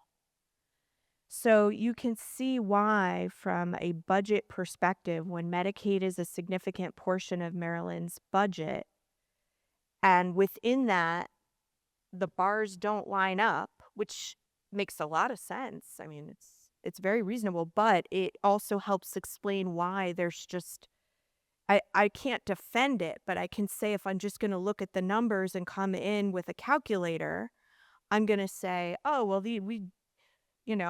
if the children are 35% of the enrollees, shouldn't they be 35% of the expenditures? Well, if people with disabilities are 9% of the enrollees, shouldn't they just be 9% of the expenditures?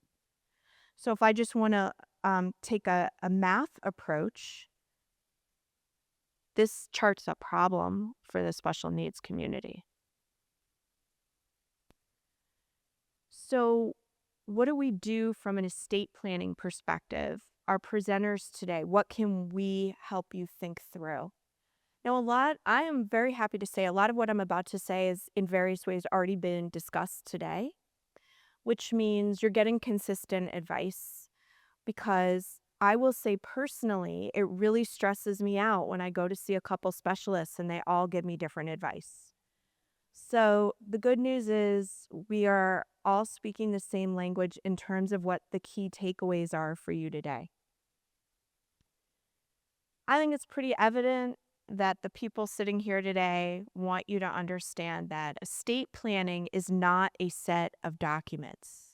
That is a component, but when I say estate planning, that is absolutely not what I'm talking about.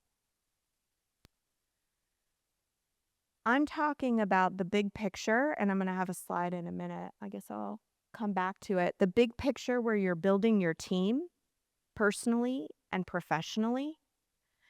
And as Steve said, I liked his analogy. I wish I could carry it forward, but you're building your team and you're regularly evaluating your team, because the situation of your children or your nieces and nephews or your family change.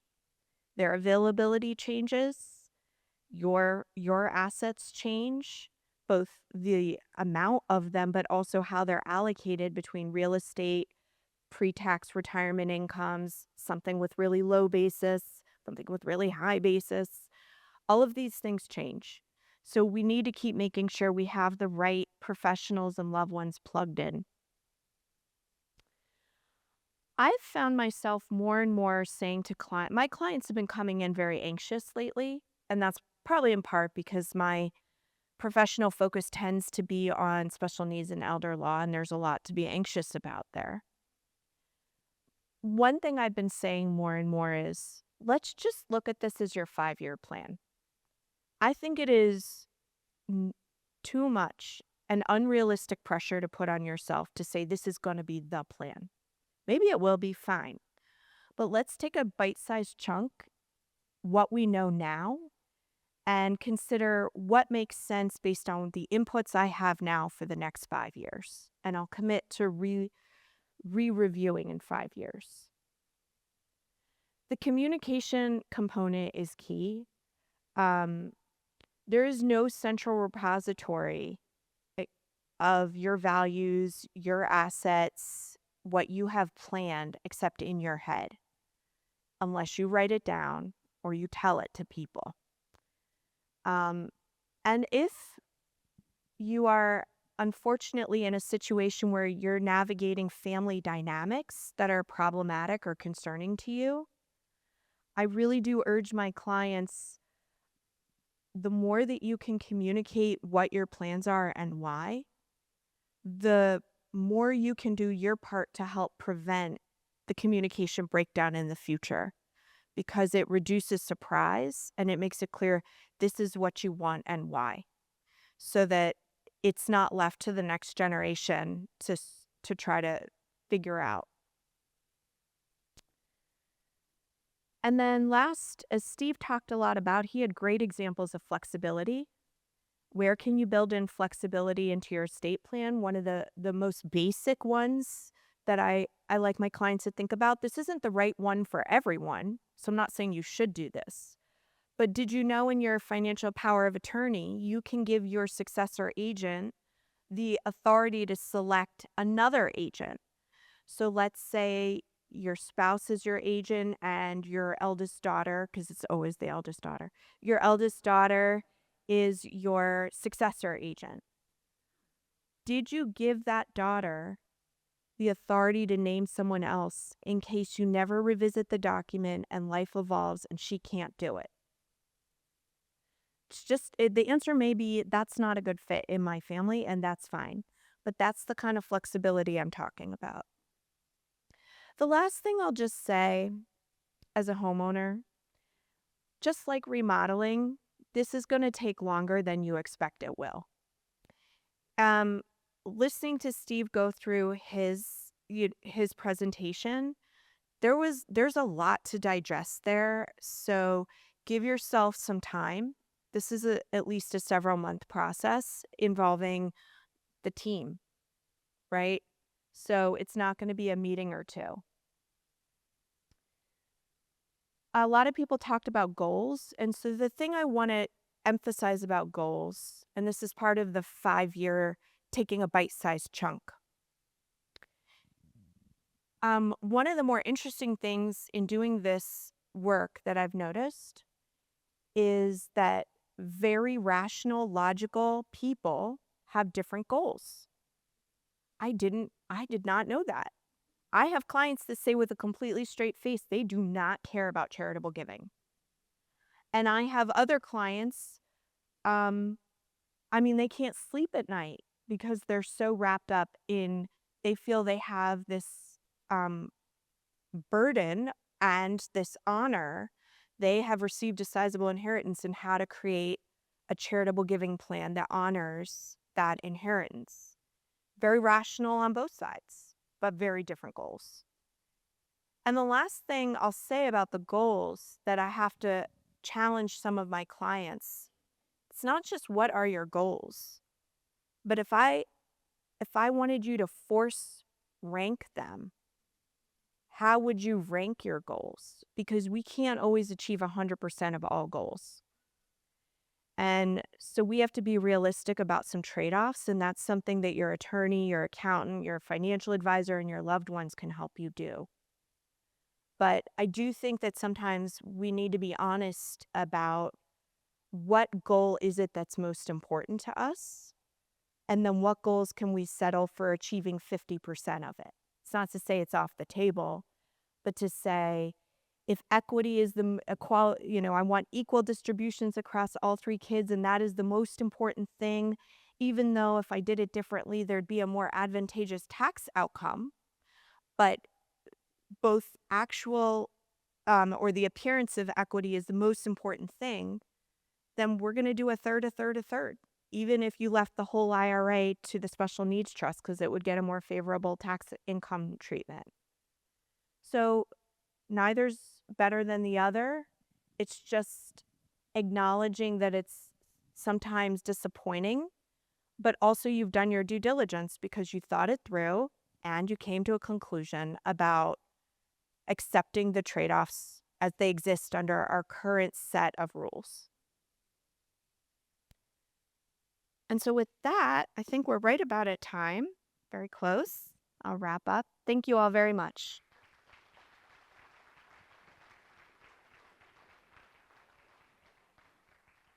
Lily, thank you. So very powerful.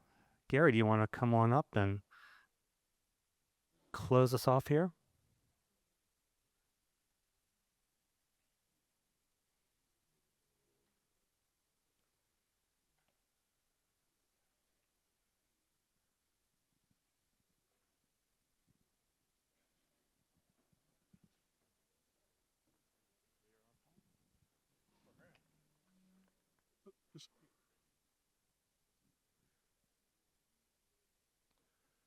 We did this, can you hear me in the back?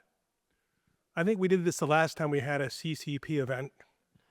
I'm going to present to you 6 or 7 different situations. I'm going to go over some strange laws that we find in the United States if we look closely enough. So the first one of these laws is not a real law. 2 of them are. Well, I think last time we did this, Steve, you were involved, didn't you? I asked you what you thought was the real laws and which one wasn't. All right, come on up here. He said he wanted to do that.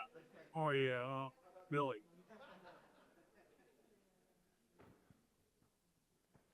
And I will say this. Before I actually put these together, I did do some research to confirm which were real laws and which were not. So, Steve, of these, is it up there? There it is. Of these 3, we got number 1. Is it illegal in Massachusetts? Nope. I see. This is not lined up with the other. Let's try this. All right. 3 potential laws. It is illegal in Massachusetts for a state licensed gun club to sell a target that resembles a person. Next, it is illegal in Georgia to wear suspenders made of cloth. Next, it is illegal in Kansas for a mother without a cosmetology license to give a perm to her daughter. 2 of these are real laws, 1 is not. Which do you think is not a law? I'm going to choose B. Steve chooses B. Who agrees with Steve? All right. Who thinks A is not a real law? Not too many. Who thinks C is not a law? The answer I got to tell you is we're playing Stump to Steve. He got it right. All right? Of these 3 laws, 1 of them is not a real law. Number 1, it is illegal in Butte, Montana to chew tobacco inside a public building. Number 2, it is illegal in some towns in Texas to dig through your neighbor's trash to find food. Number 3, that's my favorite. It is illegal in Austin, Texas to carry a concealed wire cutter. So 1 of these is not a real law. Steve, what do you think? This one's not good. I'm going to say C. Steve thinks that it's not illegal in Texas, in Austin, Texas. Actually, it is illegal in Texas. All right. It started from about 150 years ago when people were stealing cattle from each other. All right. Who thinks A is not a real law? A couple. All right. Who thinks B is not a law? All right. The answer is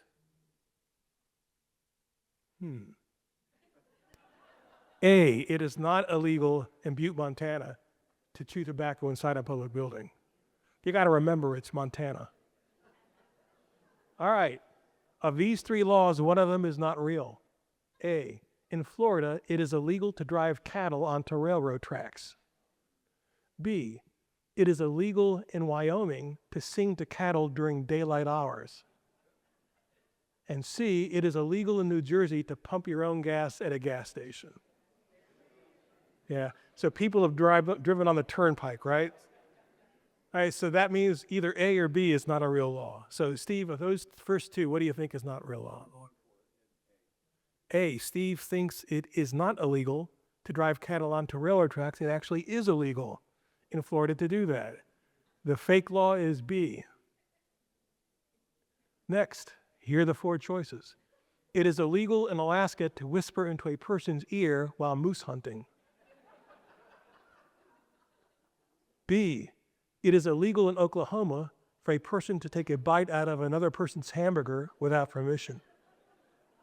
And C, in Lincoln, Nebraska, it is illegal to fall asleep in public with your shoes on. By the way, has anybody ever been in Lincoln, Nebraska? Well, I have, and this happens all the time. All right, so Steve, of these 3, which do you think is not a law? I have a question for you. Is this really happening? It is.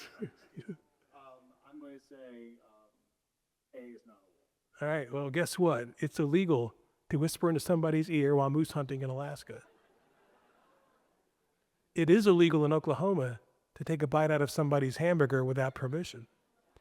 But in Nebraska, you can sleep with your shoes on. I've done it. All right, number 5. It is illegal in Carmel by the Sea, California, to wear high heels without a permit. B, I always try to get one in Maryland. It is illegal in Baltimore, Maryland, to wear a sleeveless shirt in public. And C, it is illegal in Arkansas to use obscene language in a place of religious worship. So Steve, of these 3, which do you think is not a law? C. Steve thinks C. Who else believes it's C? A couple people. All right, who believes that B is not? Okay, that's pretty good. And A, it's illegal to wear high heels. Ladies, I'm sorry, it is illegal to wear high heels in California without a permit. It's C. C is not a real law. All right, we're almost done. First, it is illegal in Tulsa, Oklahoma to ride a horse facing backwards if you don't have a saddle on it. B, it is illegal in the state of Washington for a person who knows he or she has a cold to stand close to somebody else. And C, it is illegal in Boston, Massachusetts to post an advertisement above a public urinal. So Steve, of these 3, which do you think is not a law? He thinks it's not illegal. Okay. Anybody agree with Steve? Eh? See, I know what you're doing. You're trying to think of the most ridiculous one, and you're figuring it is okay. Who believes that it is illegal in the state of Washington for a person who knows he or she has a cold to stand close to somebody? Couple. C, who believes it is not illegal? And okay, I see the hands are going down, which means we better get to the last one soon. A is not a law. It is illegal in Washington for a person who has a cold to stand next to somebody else. It is illegal in Boston to post an advertisement above a public urinal. You ready for the hardest one? All right. Number 1, it's illegal in Indiana to fish with your bare hands. It is illegal in Massachusetts to deface a milk carton. It's illegal in Maryland to retain an estate planning law firm which does not have the name Greenwald or Elbow. All right. I'm going to tell you ahead of time. C is actually a law. Okay. So anyway, Steve, which do you think? I'm going to say B is Steve, come on, Steve. Thank you very much for coming.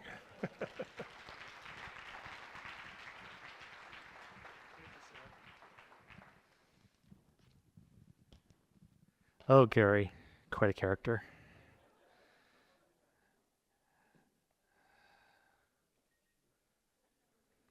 That concludes today's program. Before we go, a few really heartfelt thank yous to Steve and Gary for your leadership and your vision. To all of our presenters, yes, round of applause, please. To all of our presenters for sharing your expertise and commitment to education.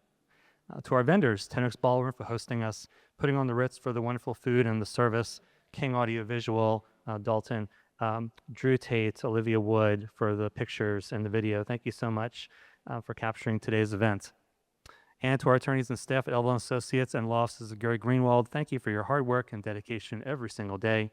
And most importantly, thank you, our clients, our advisors, interested community members for being here today, for your trust, your continued support, and hope you had a great experience, and we'll see you again soon. Have a wonderful rest of your weekend.